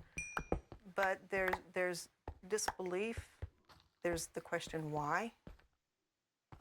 What could have possibly provoked it?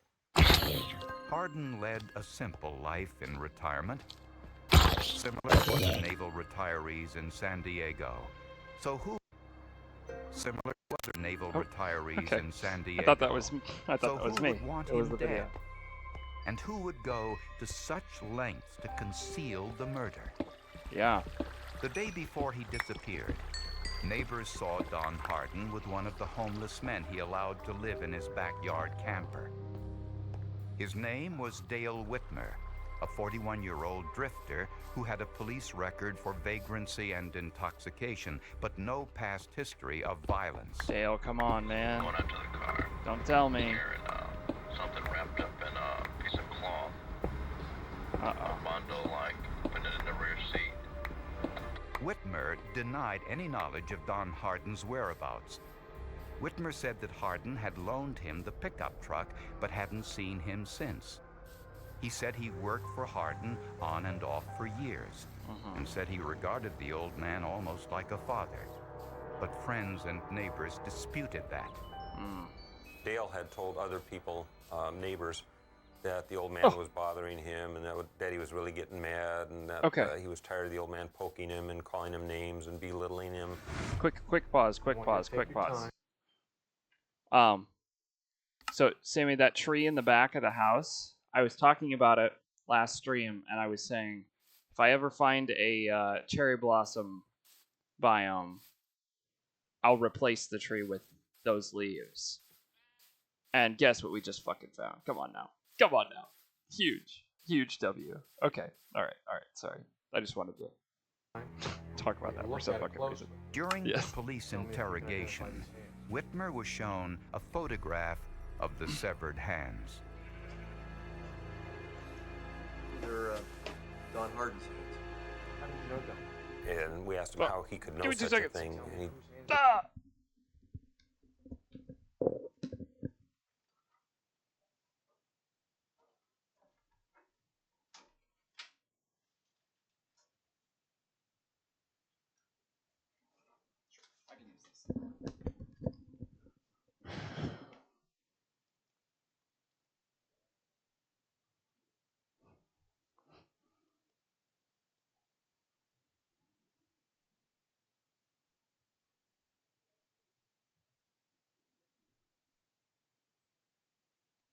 Not that I'll lose track that quickly, but I just wanted to mark down the chords roughly, just in case. he just said he'd grown accustomed to seeing them over the year that they'd been together. And Why's the... Wait. I think it's me. Hold on. And he just recognized them as being Mr. Harden's hands. But Whitmer would say no more. When His audio police still asked good? him to take a lie detector test, he refused. I apparently messed Whitmer's something up a little bit. fingerprints were found inside Harden's home. But since he did odd jobs for Harden, this wasn't unusual. Mr. Whitmer was very nonchalant. Nonchalant? He talked to us. No way. And had an answer for almost every question that we had. Sorry. And just told us that I don't know where he is. He asked me to do a few things for him. I was driving his truck because he let me. He asked me to take some things from his house and give them to other people. Oh my god. And I did. This is my first time seeing With it. no other leads, He's so the cute. case of Don Hardin's disappearance went Hey. unsolved for over a year. Until police received an anonymous letter that contained details of Don Hardin's murder that hadn't been released. Come to the on now. public. Don't fucking play with me. We gotta get all of them. Forensic evidence indicated that Don Hardin had been murdered. Oh my god, this inside is the his fucking home. holy Sammy But all biome. What? investigators ever recovered Bees were and his severed sunflowers. hands. Holy shit. More than a year after Don Hardin's Okay, disappearance, okay. police And received tulips? a tip. Damn. An anonymous letter arrived W at police biome, what headquarters the hell? Or containing tulips. Yeah, I said details about Don And Hardin's peonies murder. and lilac. Oh my read it, fuck! What the I hell is realized this that biome? This is whoever the wrote best. The letter or provided the information for the letter No knew something about our fucking crime. There were way. things in the letter that only a suspect would know. I got real excited about it. The writer said Oh my that his god! friend Bob Sammy had biome. identified Don Holy Hardin's shit. killer. He was murdered by Dale Whitmer, All right. No, we're noting the Dale chords. hated Mr. We're Hardin. noting the chords. who abused him by hitting him with a cane if he didn't work hard enough. Fuck the story. We're in the Sammy Dale's biome a now. heroin addict who lived behind Mr. Hardin's home for a year or so before the murder. He put the body into the bathtub, dismembered his body, put it in garbage bags, and buried different bags all over the county in Mexico. Hardin's dismemberment in the bathtub was the information that had not been released to the public. The letter went on to say that Bob would not come forward to testify against Dale Whitmer. I asked him to contact you directly, but he didn't feel like he could do it. How cool. Bob is convinced that Dale And will know the fact Bob that is the it's source right of the next. information. There's so many They try to sunflowers. silence Sammy. him or hurt him There's in some so way. many. It was clear that the writer of the letter And they're all wanted to facing help, the fucking. but did not want They're to all get facing involved. the. Good Oh luck, my god, the cherry blossom bio. That's so fucking The funny. Forensic Documents Office at the San Diego Police Department analyzed the letter and looked at the postmark for a clue to its origin. The letter wasn't mailed with stamps, but had gone through a postal meter, the type businesses normally use. Each postal meter prints a number on the envelope, which is the meter's registration number. But the writer had covered the number with white ink in an effort to conceal the letter's origin. We can look at letters for trace evidence, latent evidence, and in this case, obliterated evidence, and quite often find something that would allow us to source that document. But we can't always. Using what is known as a video spectral comparator, various light sources and filter combinations can often reveal what is hidden underneath ink and markers. The first attempts to see the meter number were unsuccessful. So Hugh Kerfman, the operator of the comparator, tried looking through the opposite side of the envelope by cutting it in half.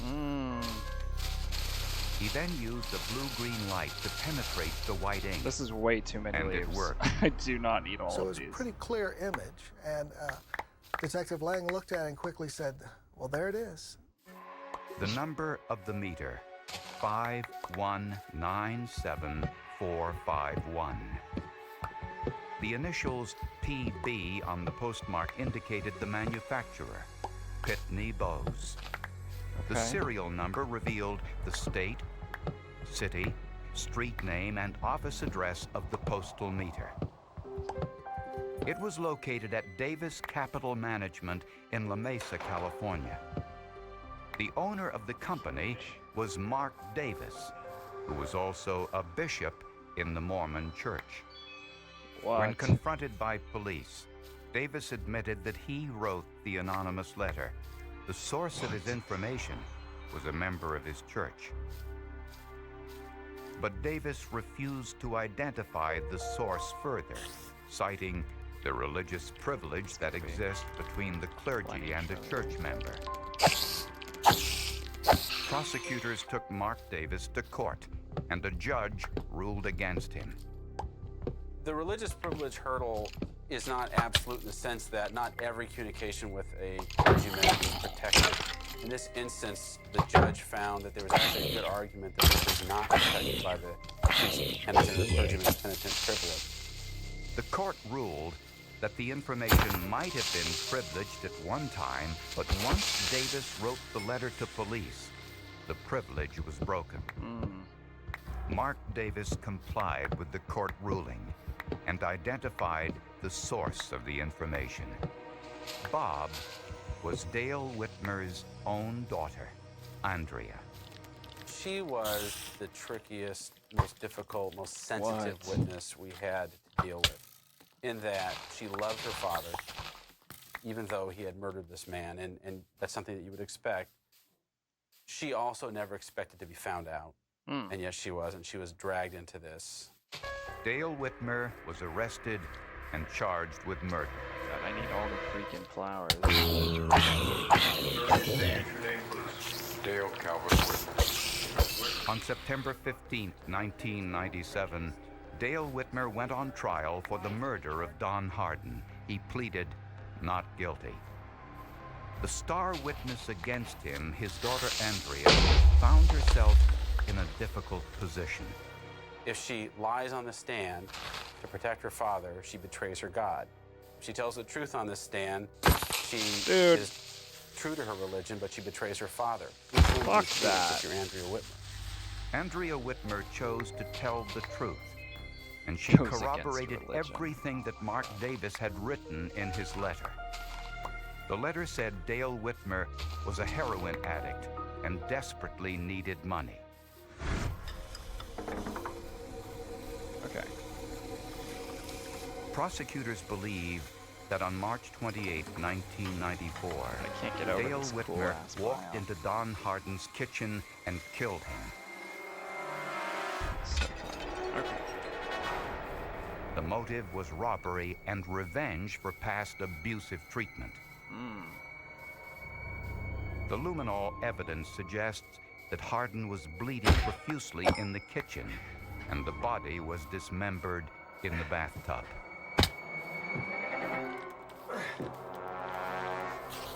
Jeez, bro.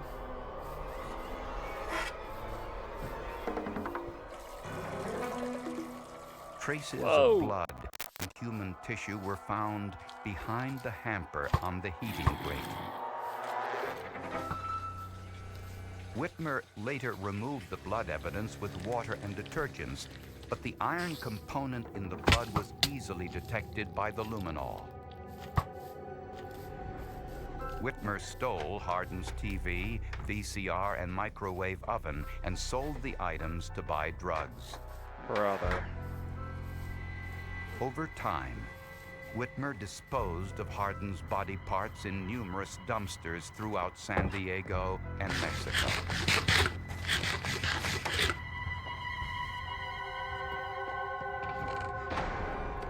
The hands were the only part of Don Hardin's body ever recovered. The jury Damn. found Dale Whitmer guilty of second-degree murder. Don Hardin's daughters asked for permission to address the court before sentencing, which wasn't an easy thing to do.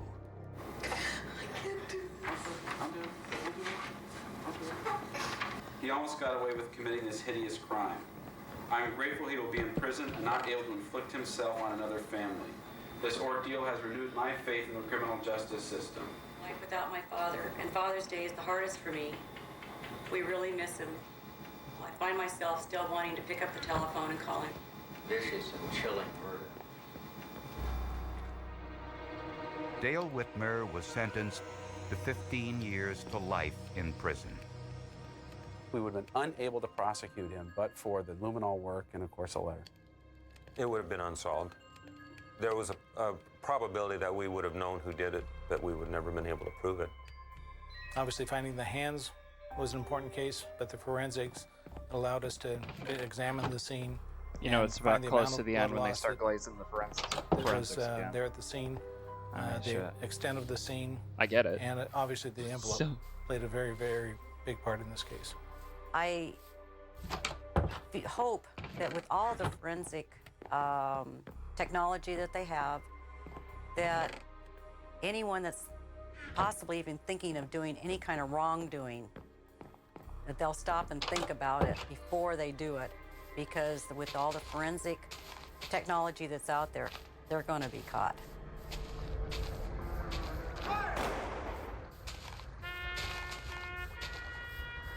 After the trial, Don Hardin's hands were cremated and his ashes were buried by the U.S. Navy at sea off the coast of California.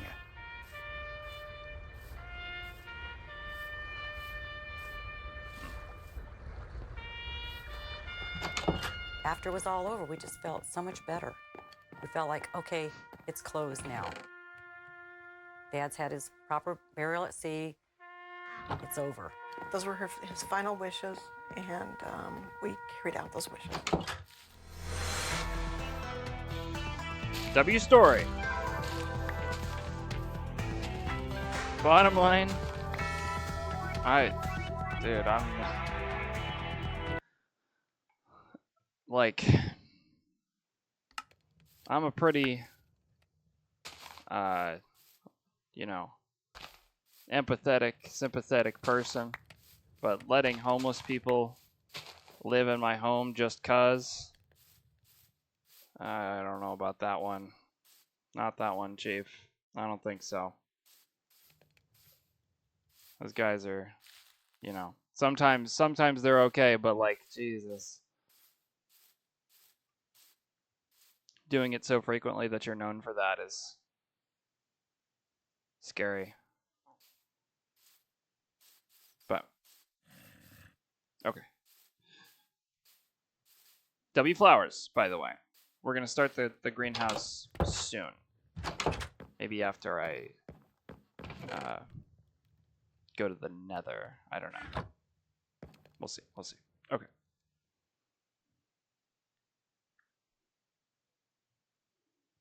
Do you know the one that's pure evil? Sammy, is that a weird one? Or is it...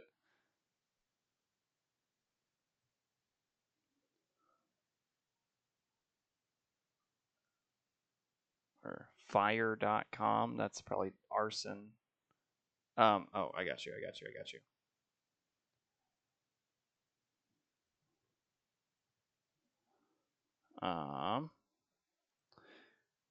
Search for a killer of 2 teenagers in Texas. A behavioral profile led to suspect Jason Massey, and hard science proved the file was correct.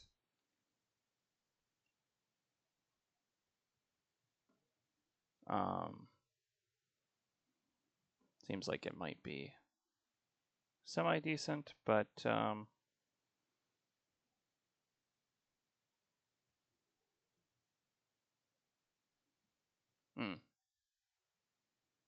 okay.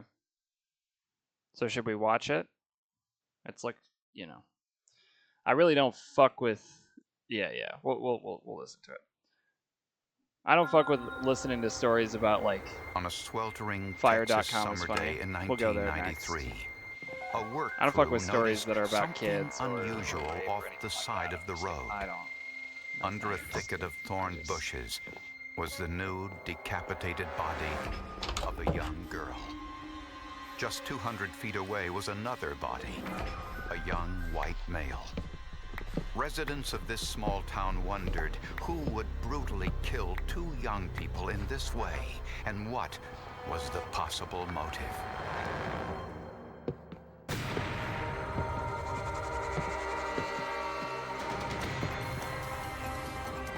Should I talk over this music too? I don't know.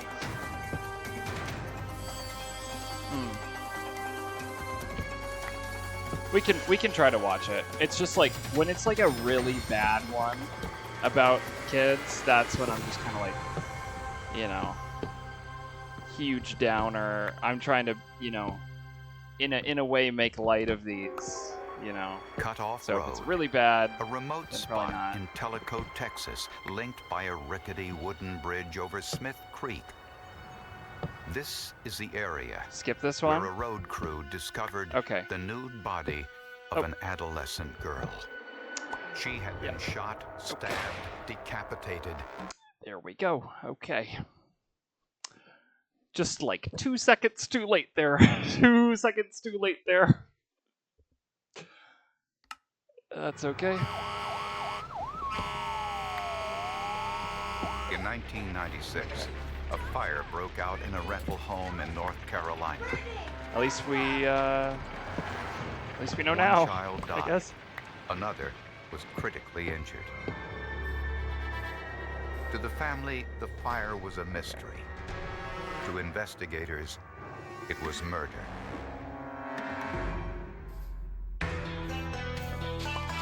I'm just gonna have to like remake this creatively. I'm not gonna try to replace everything. Okay. No, we can watch it. We can watch it. I'm just, yeah. If it's a story where, you know, you're just like, what a fucking dumbass. Tabor City, North Carolina. As well.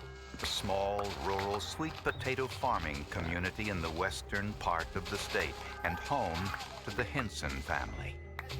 Joshua's first Christmas. Merry Christmas, Yeah. Daddy. No, Joshua it's not Henson your and fault. his sister It's not your Brittany fault. lived with their mother Terry and her boyfriend Rodney Strickland. Rodney worked in construction. Terry was a homemaker and student. On October 19, 1996, Rodney left to spend the night with his son in Fairbluff, about 15 miles away. Terry's mother, Bernice, came over to the house that night for dinner. I was there when she took Brittany and Josh upstairs to bed. And as they were going upstairs to bed, the last words I heard Josh say is, "I love you." Because he was just learning to talk. After Bernice left, Terry plugged in a space heater to heat the home since it was the first cold night of fall.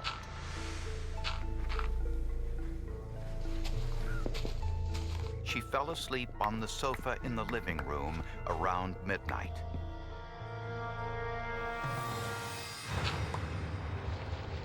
At 4 a.m., Terry was awakened by screams from her children.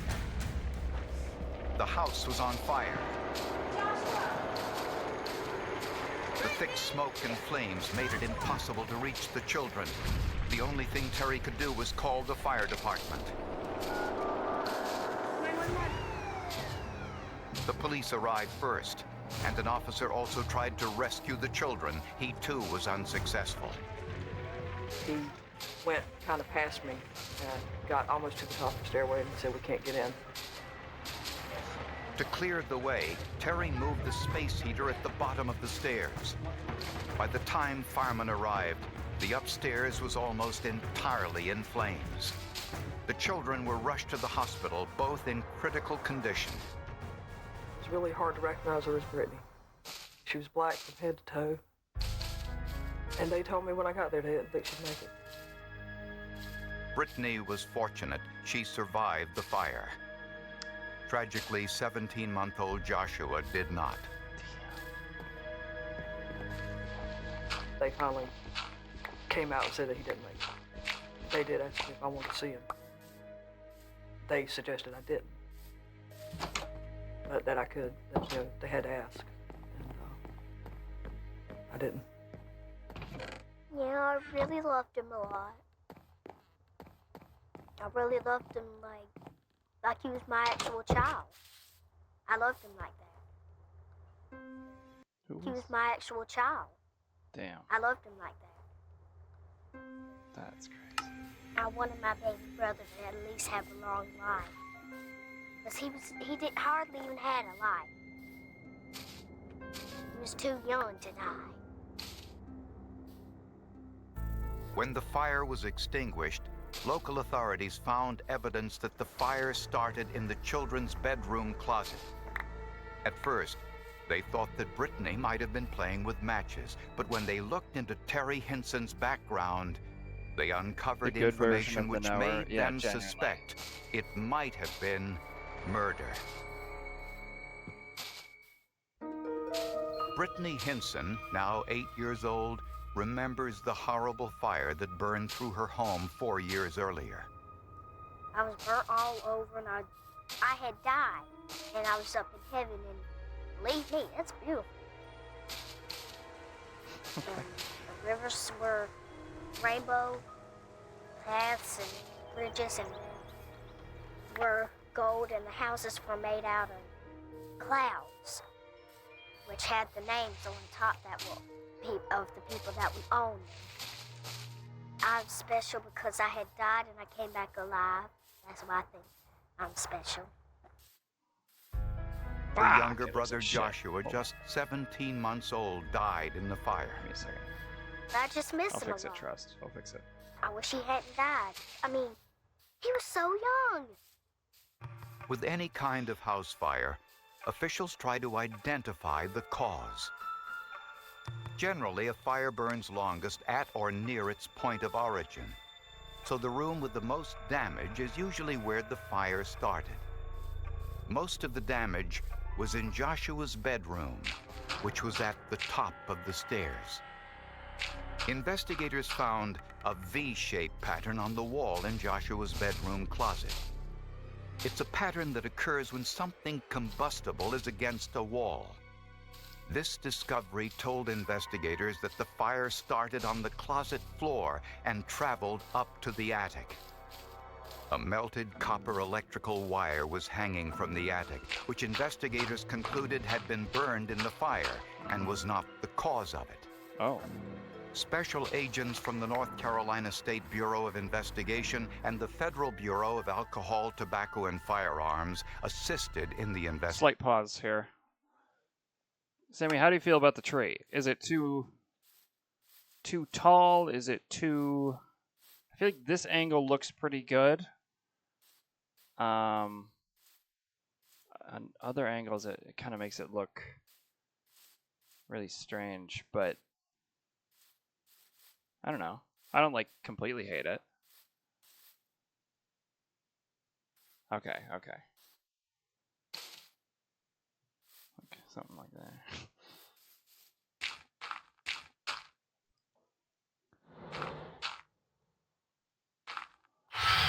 What the fuck? Oh, it's because I... Alright.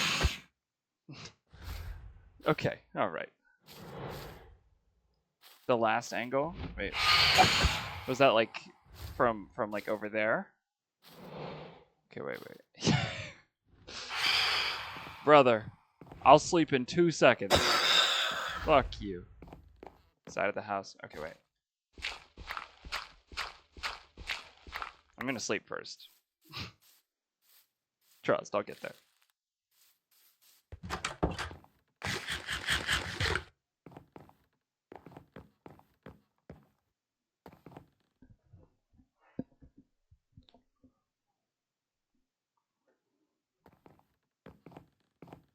Okay.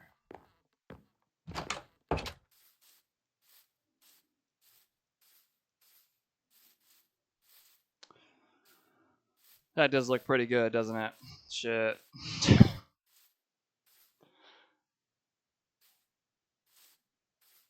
Mm-hmm.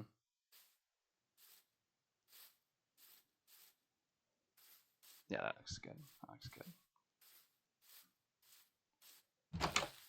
Did I pick up any of the leaves? Shit. The petals? No way. I did. Oh my god. All right. I gotta go back.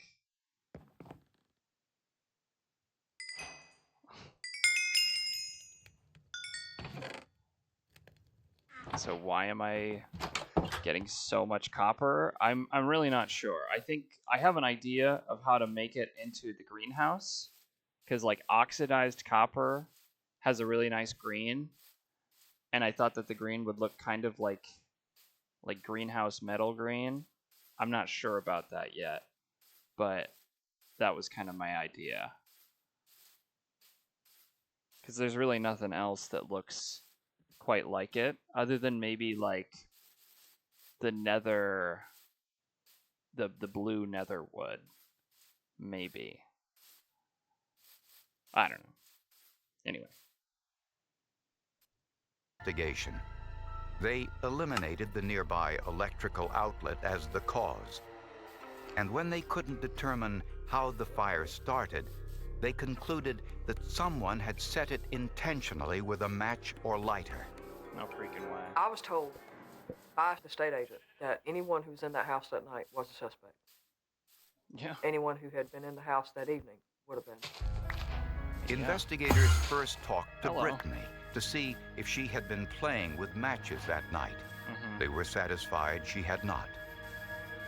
Next, Oh my God, they he's holding wanted a to know tulip. where Wait, that's Terry's kinda boyfriend Rodney was at the time of the fire.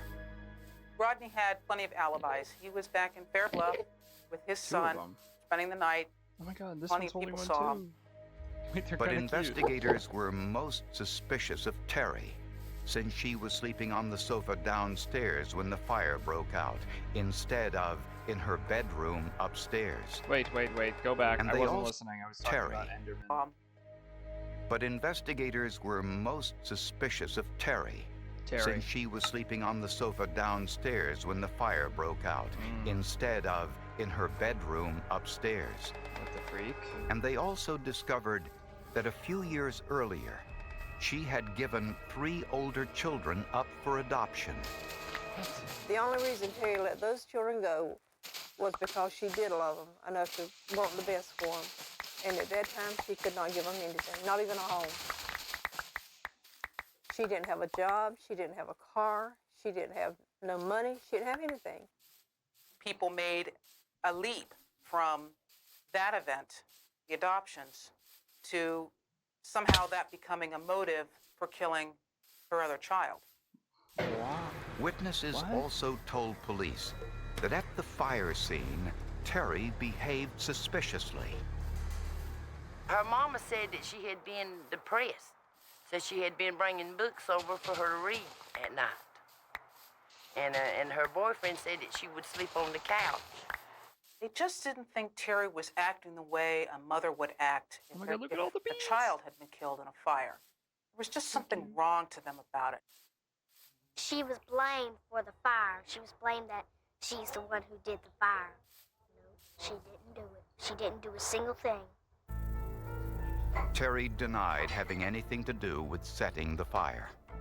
I was actually the only one considered. They had to eliminate Brittany because she was a child. Who's The talking only one considered. Having any They had to eliminate That's Brittany not Terry. because she was a child that could have started a fire at that age. Rodney couldn't be considered because he wasn't there. He was 12, 15 miles away. Police arrested Terry Henson and charged her with murder, attempted murder, and arson. And her nightmare continued when her own lawyer hired an independent investigator who agreed with the prosecution that the fire had been intentionally set. What? I mean, it took me a long time to realize my attorney wasn't going to help me. Holy shitty lawyer. I still held a lot of faith that he was going to do something, and I finally realized that he's not.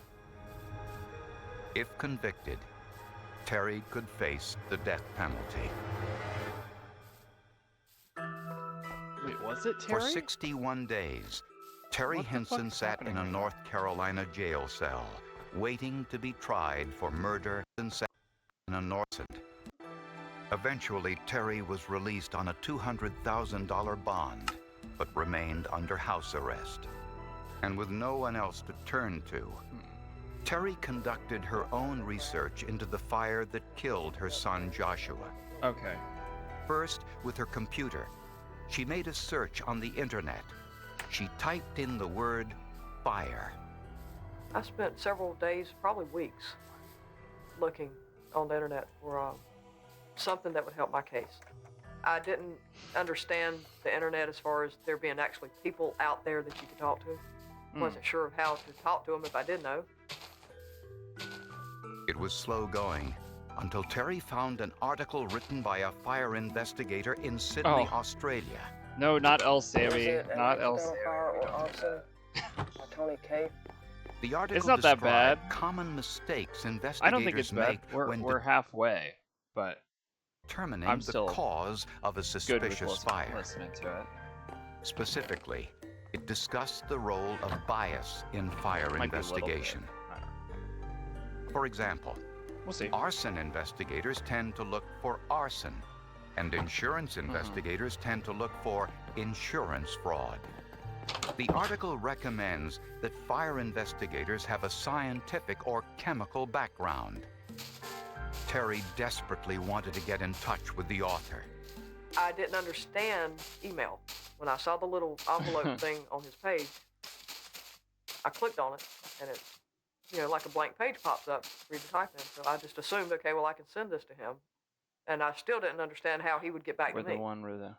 The author, Tony Cafe, did respond. But since he lived in Australia, he recommended Dr. Gerald Hurst That's so in funny. Austin, Texas. There's actually a story like Dr. that? Hurst earned his PhD in chemistry from Cambridge, and he agreed to look into Terry's case. Homeowners burning a house down to kill their children, pretty rare. Dude. Very rare. Terry sent Dr. Hurst Oh, every hold on. piece of Pause information everything. she Pause had everything, about the chat. fire. Pause everything. Holy fucking W. Damn. Fuck, that looks good. Bang. Dude, that looks fucking fire. My god. How do you cook your chicken? I'm curious.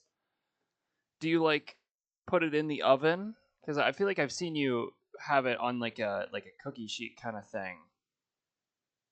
But I'm always I usually make mine in a pan, so I always slice them thinner. That looks so good though. Fuck. Oven at 400 for 20. Just cold straight from raw, or do you sear it at all?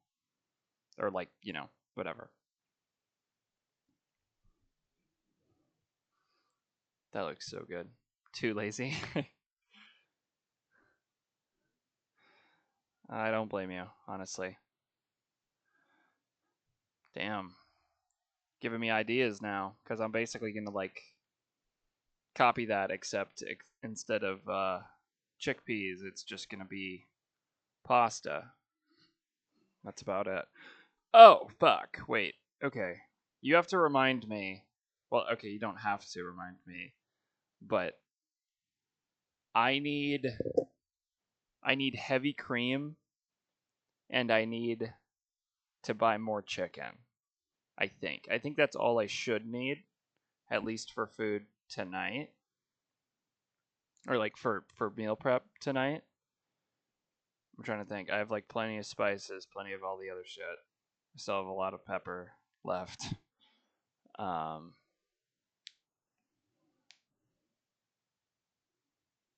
I think I really only need heavy cream just for the sauce.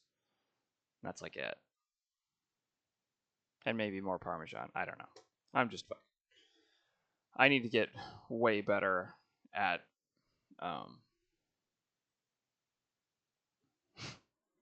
making a list for the grocery store and actually sticking to it. But anyway, you don't have to remind me. Maybe I said that for myself more than anything. But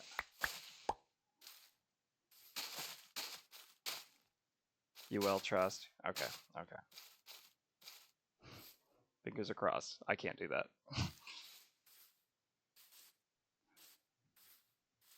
I'm gonna say yeah. Okay. W tree. W everything else. The decor looks really, really good. That looks fire. Okay. Huge. Okay. Now I'm thinking, what should we do? Okay. Should we go to the Nether and try to get quartz? Or should we try to start building the greenhouse thing right now? I have no idea exactly what I'm going to do with this greenhouse. I don't know how big it's going to be. I don't know how, you know, whatever. But, you know, because I kind of want to have some variation. I don't want it to look exactly like the one from the other world. But other than inspiration, I almost never have a, like, what am I saying, blueprint to follow. I'm always just kind of like, you know, this here, and maybe this, and, you know, whatever. So, I don't know. Oh, shit. Okay, is it going to be... Wow, alright. That only gets you 7 blocks. I'm going to need so much more copper. Oh my god. I didn't even think about it. Wowzers. Alright.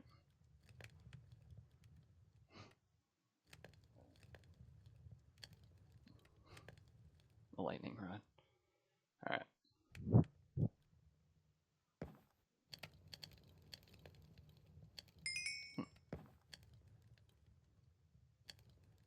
But, yeah, I don't know. Whatever you think would be more entertaining. I mean, it really doesn't matter to me. I'm kind of prepping for both. Got the obsidian. I just got to build the portal somewhere nice.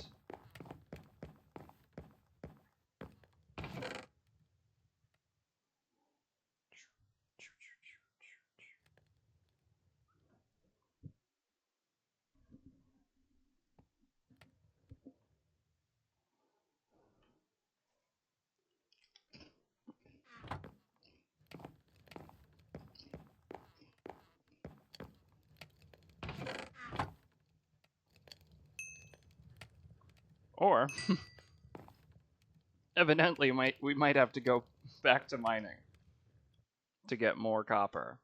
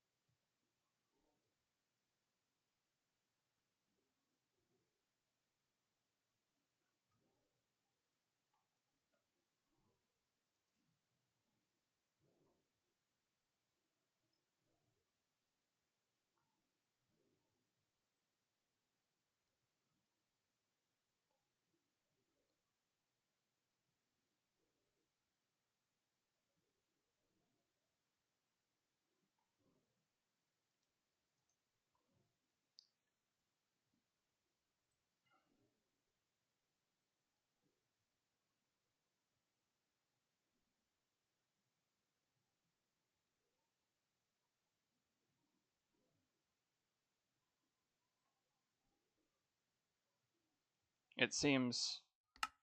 Oh, hello. Husbandry. I'm not married. Anyway. It seems I'm going to need to place the copper blocks out anyway to make them age. So, at the very least, I'll do that right now.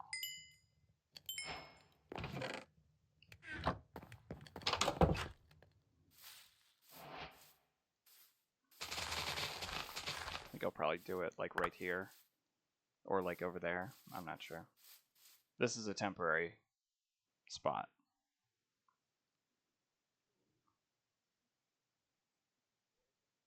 Wait, what did that say? 4 blocks apart.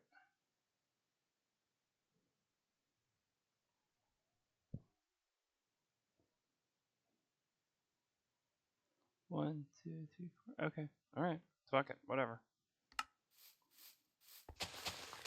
Sure. I don't care, really. Sammy, you've been humming for quite some time. Not, you know, you don't have to make the decision. At some point, I'll just pick one, but... No, oh, my bad.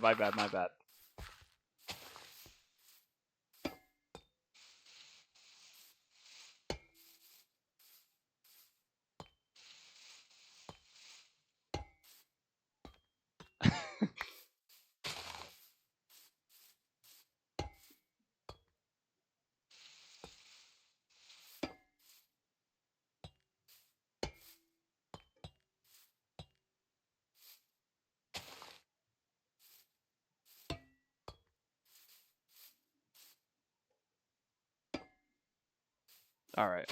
Yeah. I'll do the nether. I'll do the fucking nether. Fuck.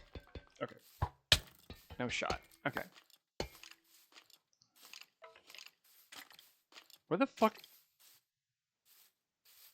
Where is the skeleton? Okay, yeah, I'll do the nether. I'm just gonna place these out, and then they'll start aging, hopefully. I don't know shit about copper, so this is just a learning experience for both of us.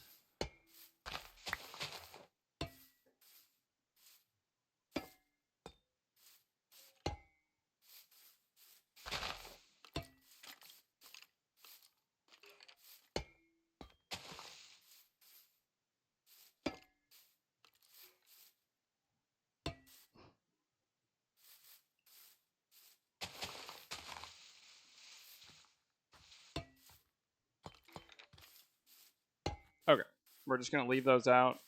Hopefully they age. I don't fucking know.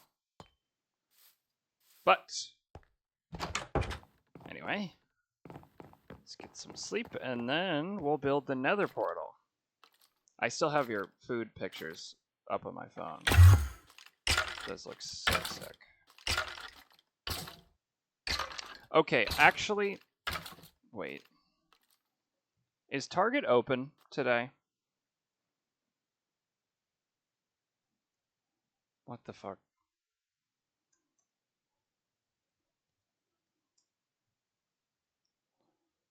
Because closes at 10. Okay. Because I think, especially if this is going to be a common thing, I should just invest in some glass reusable, like, to-go kind of containers. You know? How expensive could it be? I just spend money when I don't have anything to do, and, at least this one will benefit me. Right? It's early. So, anyway.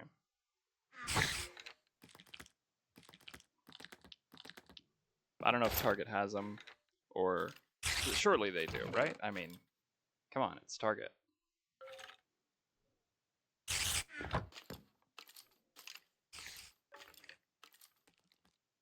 Oh. Were they from Target, or were they, do you know?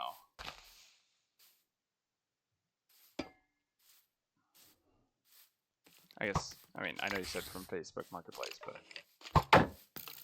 Oh, hell. We're not doing this.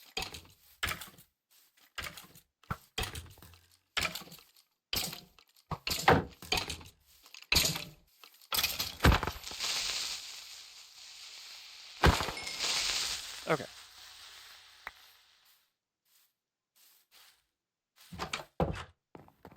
Dude, what the fuck?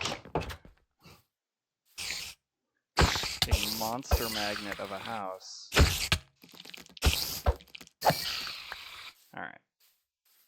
But yeah, I was thinking maybe streaming for, like, maybe another hour and a half at most. Then probably going and trying to do the rest of the things that I need to get done today, which is just meal prep. I already did the gym. I guess I could do ab stuff if I really felt compelled to do it.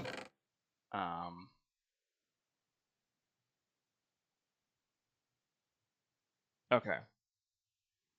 Ah, how fun. How fun.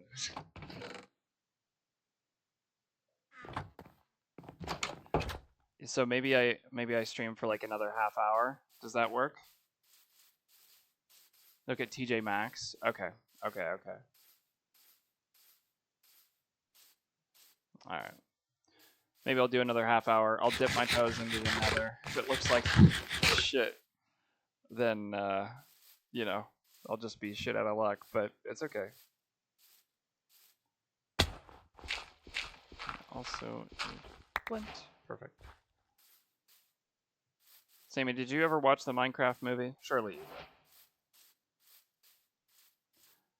did. I was like,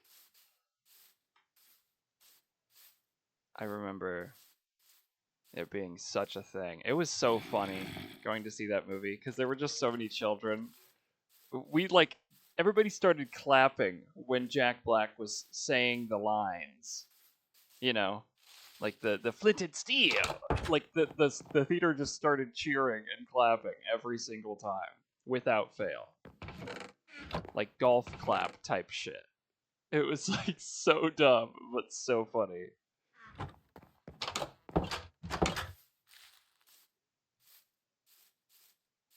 You haven't seen it? Really? Yes. I don't. I was gonna say I thought you would have by now. At the very least for Jack Black. Next time. 2 weeks. 2 weeks. Or would that be? Would that intrude? I guess it depends on how long you're here. If you're here for a while, we'd have time for that and other shit. So no pressure. But like, we could. It would go hard.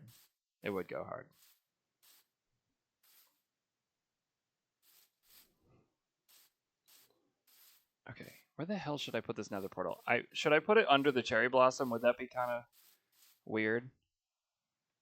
No, I honestly, can I say this? I love how much you love it because it makes me do it because I found it and I was like, this is so fun. I love this so much. And then it kind of got to a point where I was like, man, I don't like have a motive to make them other than, you know, whatever. And I don't really have a great place to store them. So it's, you know, it's just perfect that it works out this way. That we can just make them, and most of the time I can just offload them to you, you know? I love making them, and it's so fun. For sure. There was just a...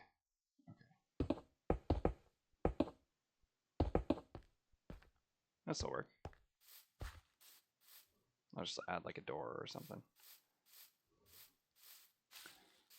But yeah, no, I am really happy that you enjoy it as much as you do. Because I do sometimes forget how cool it is or how fun it is. Oh, there we go.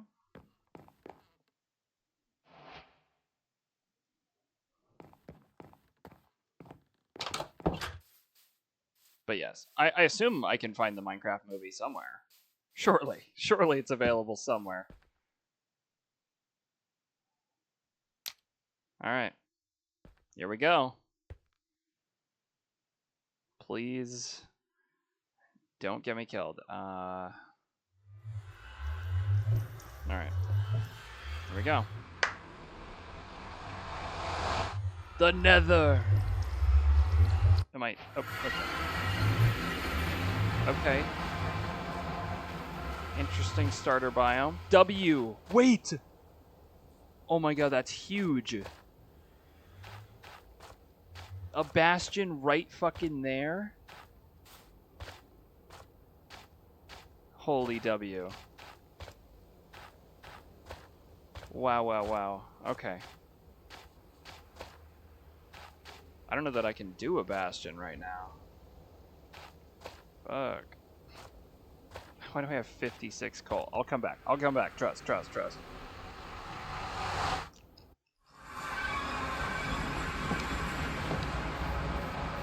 Isn't that kind of cute, too? Oh, what the hell? Holy idiot.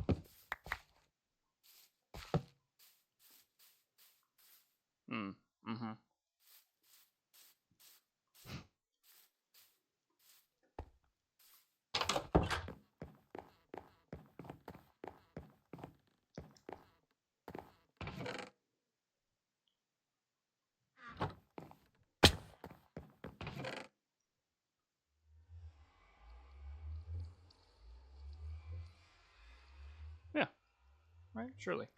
Okay. I just need, like, building blocks. Okay.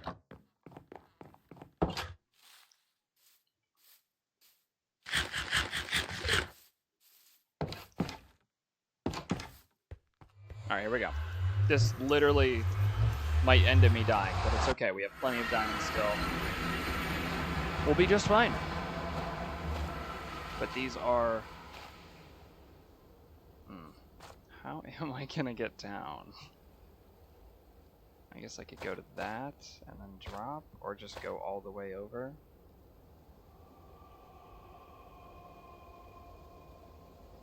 God damn it. I'm gonna end up on those fucking highlight reels where it's like, he thought he was crouching, but he wasn't.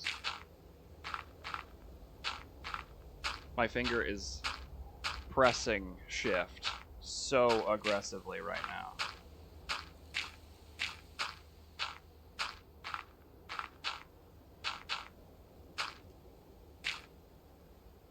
Fuck off. I see you.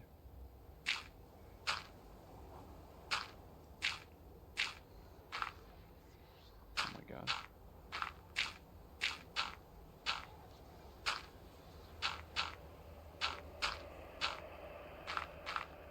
Oh.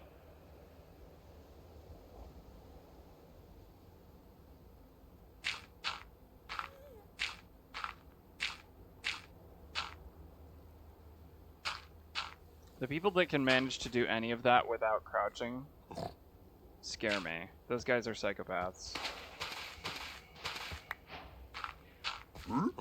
Like, even if you can, and you know you can, why the hell would you? Yeah. The only thing that people are feeling when you do that shit is fear, because they're just like, why? Why are you doing that to yourself? Okay. Hey, bud. I don't want to kill you yet. Oh, fuck no. Already? W snipe? W snipe, maybe? I don't know. Hey. I was like dead ass so close to trying to recreate that sound. I'm gonna slip up one of these days. Actually, I have to be careful because maybe I do start killing them, because there's always the guys that will kill you no matter what. This guy only has a crossbow. Alright, this might be a really bad idea.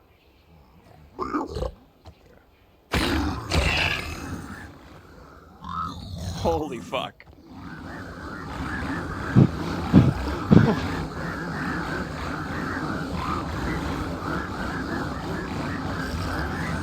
I am cooked. Are you hearing this? Oh fuck. No, no, no, no, no, no, no, no, no. Not already. Not already. Okay, okay. Oh my god, what the fuck? I have only ever gotten in long enough to steal the netherite, like, smithing tablet. Yeah, no, I don't blame you. It's genuinely the worst thing ever, because they can just all gang up on you and then you're fucked. It's like Pigmen, but worse, because they have better weapons.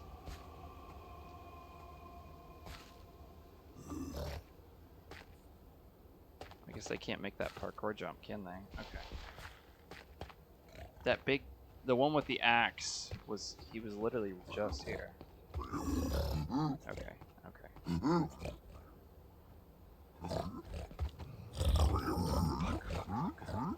on. It's better if they serve them up one by one, but I just know that that's not going to happen. Oh, hi.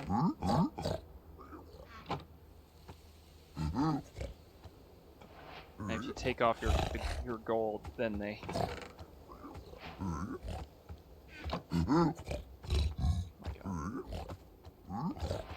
Where did the one guy come out of? He came out of here, right? Fuck, fuck, fuck!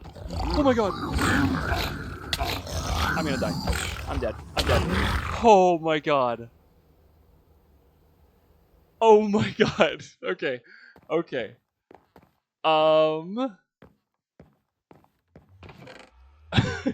It's fine. It's totally fine. They hit so hard.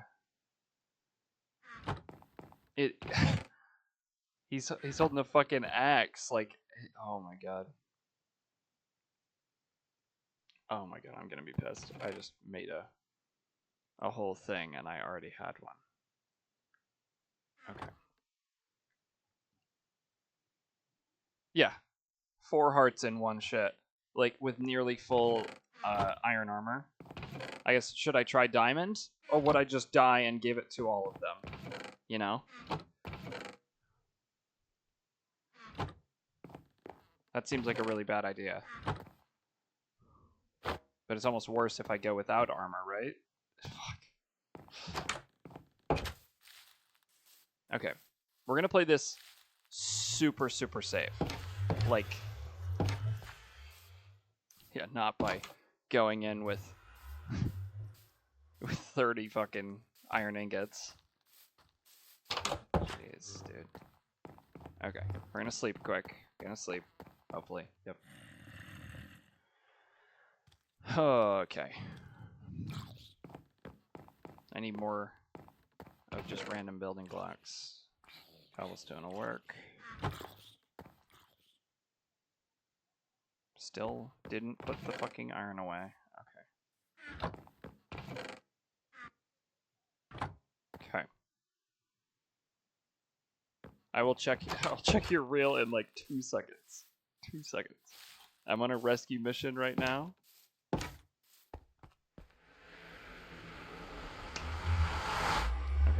Okay. Are you fucking kidding me?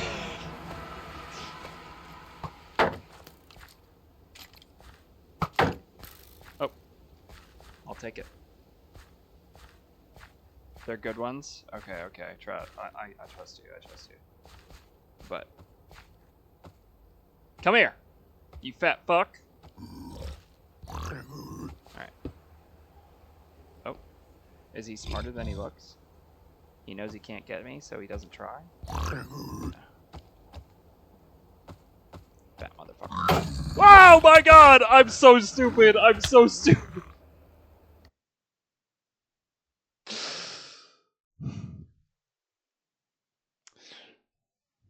Let me take a moment and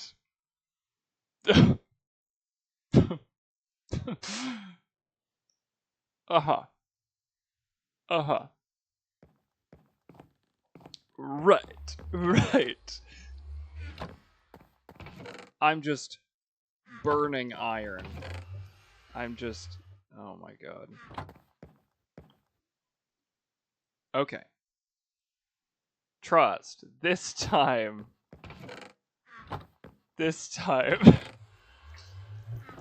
It'll work. Oh, maybe a bastion so close to the thing was a really bad thing. Because now I have nothing. Okay. Holy lag. Okay. If I can go back. I don't know where he is. His fat pig self. Oh, okay. Okay, he's still patrolling the fucking area. Yep, naturally. We gotta reach a zen state before we kill this guy, genuinely.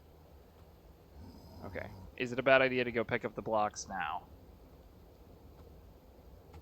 Probably. Probably a really bad idea.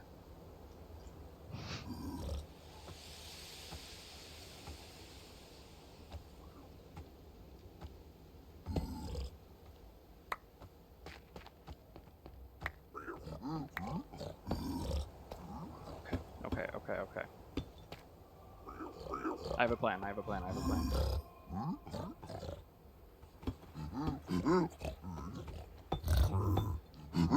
Okay. Assuming I'm a genius. Come on now.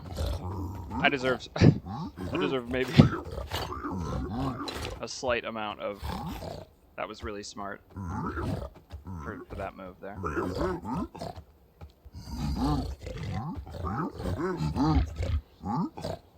The fact that I'm so careless right now with organizing my inventory when I have like 17 different fucking pigs in my ear is crazy. Come here! Okay. What if I do this? Come here, fat bitch! He sees me. There he is. Okay. Come on, yo! Come fight me! Holy XP spawner, come on. Oh my god, that is horrifying. Can you?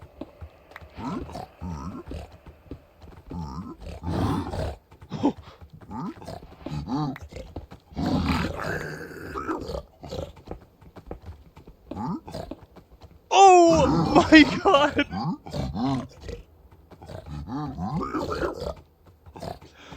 Oh my fucking lord. Okay.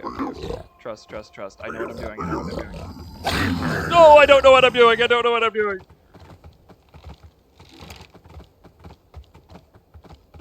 Can I hit them? Yes. Okay. This is huge. This development is huge. You're watching a master at work here. I didn't die twice. You're watching, you know.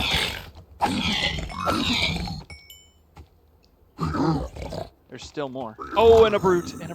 Okay, we gotta kill the brute.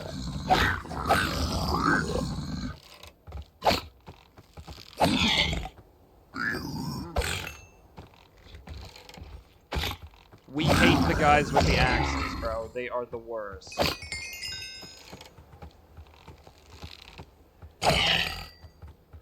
That's what the O in my name stands for. Optimal.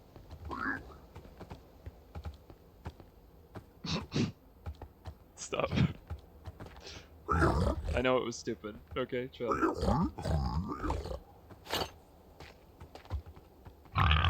What the hell? Big Piggy came to play. Alright. Oh, I kind of feel bad.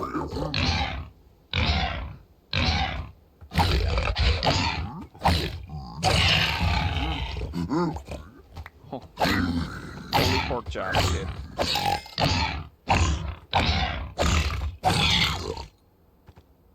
Wow. Okay, there's still a bunch, like right around here. I can't overcommit if I mine. Yeah. Like literally right below me here. Oh my god.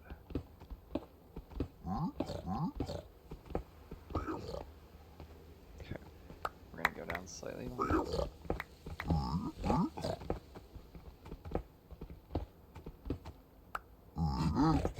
How is it that they are here but not here at the same time? Are they just farther down?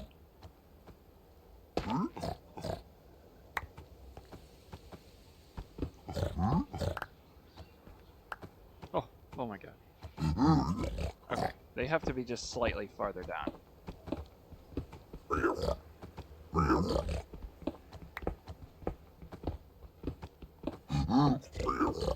So close to these freaking pigs. Okay, that's it. Here it is. Oh, hi guys. Oh! What the fuck?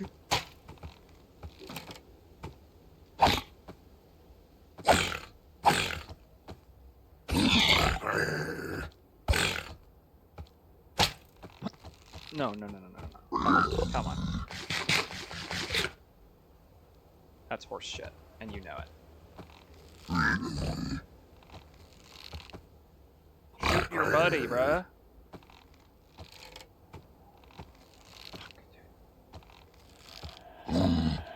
Oh,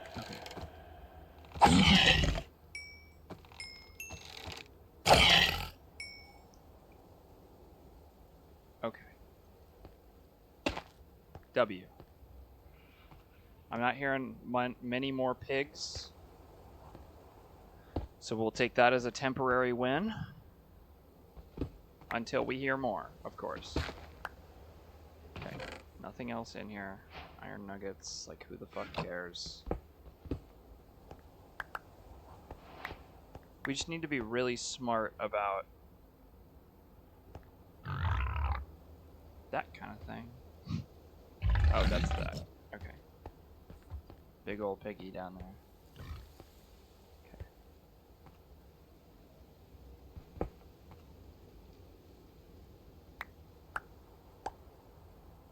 Okay.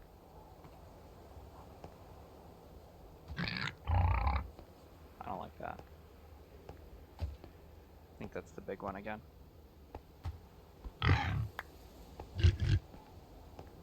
I hate this shit so much.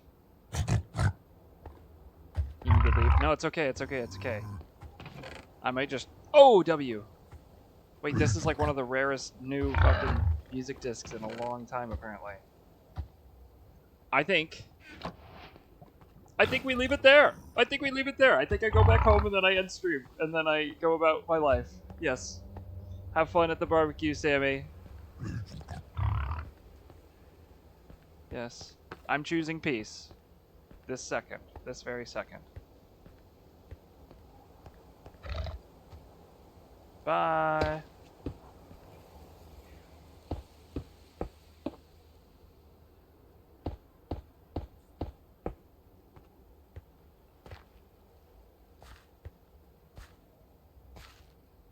Okay. Don't go fucking crazy, please. I swear to God. Just be smart. The skeleton spawns right here. I'm gonna break my computer. Okay.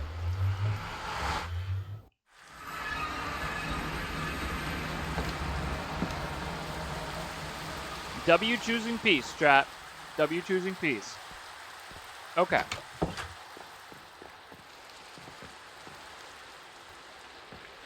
We did get a few things.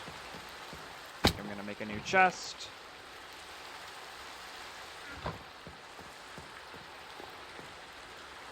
And then I'm probably gonna go buy groceries and cook my meal prep. Shit, I don't know if I'll stream tonight.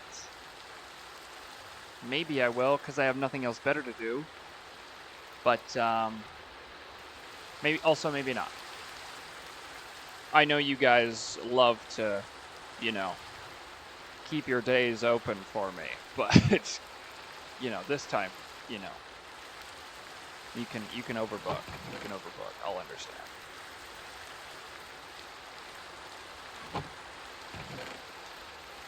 Okay. Alright, well that does it for today. Had nearly 3 hours straight of Minecraft. What did we do? Just as a recap. This is usually something people should do at the start of the next episode, not the beginning, or not the end of the first. But, anyway. If somehow you are watching this in reverse, or in the reverse way that everybody does,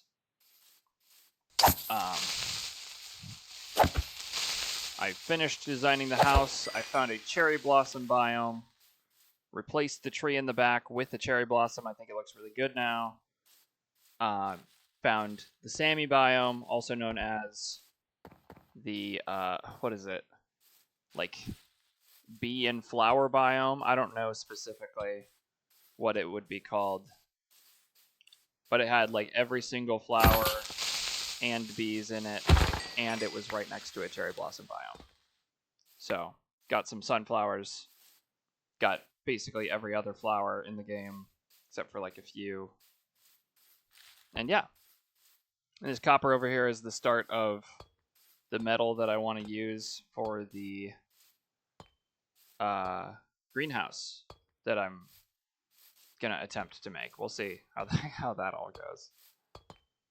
So anyway, I'm calling it there. 2 seconds, I'll close out of Minecraft.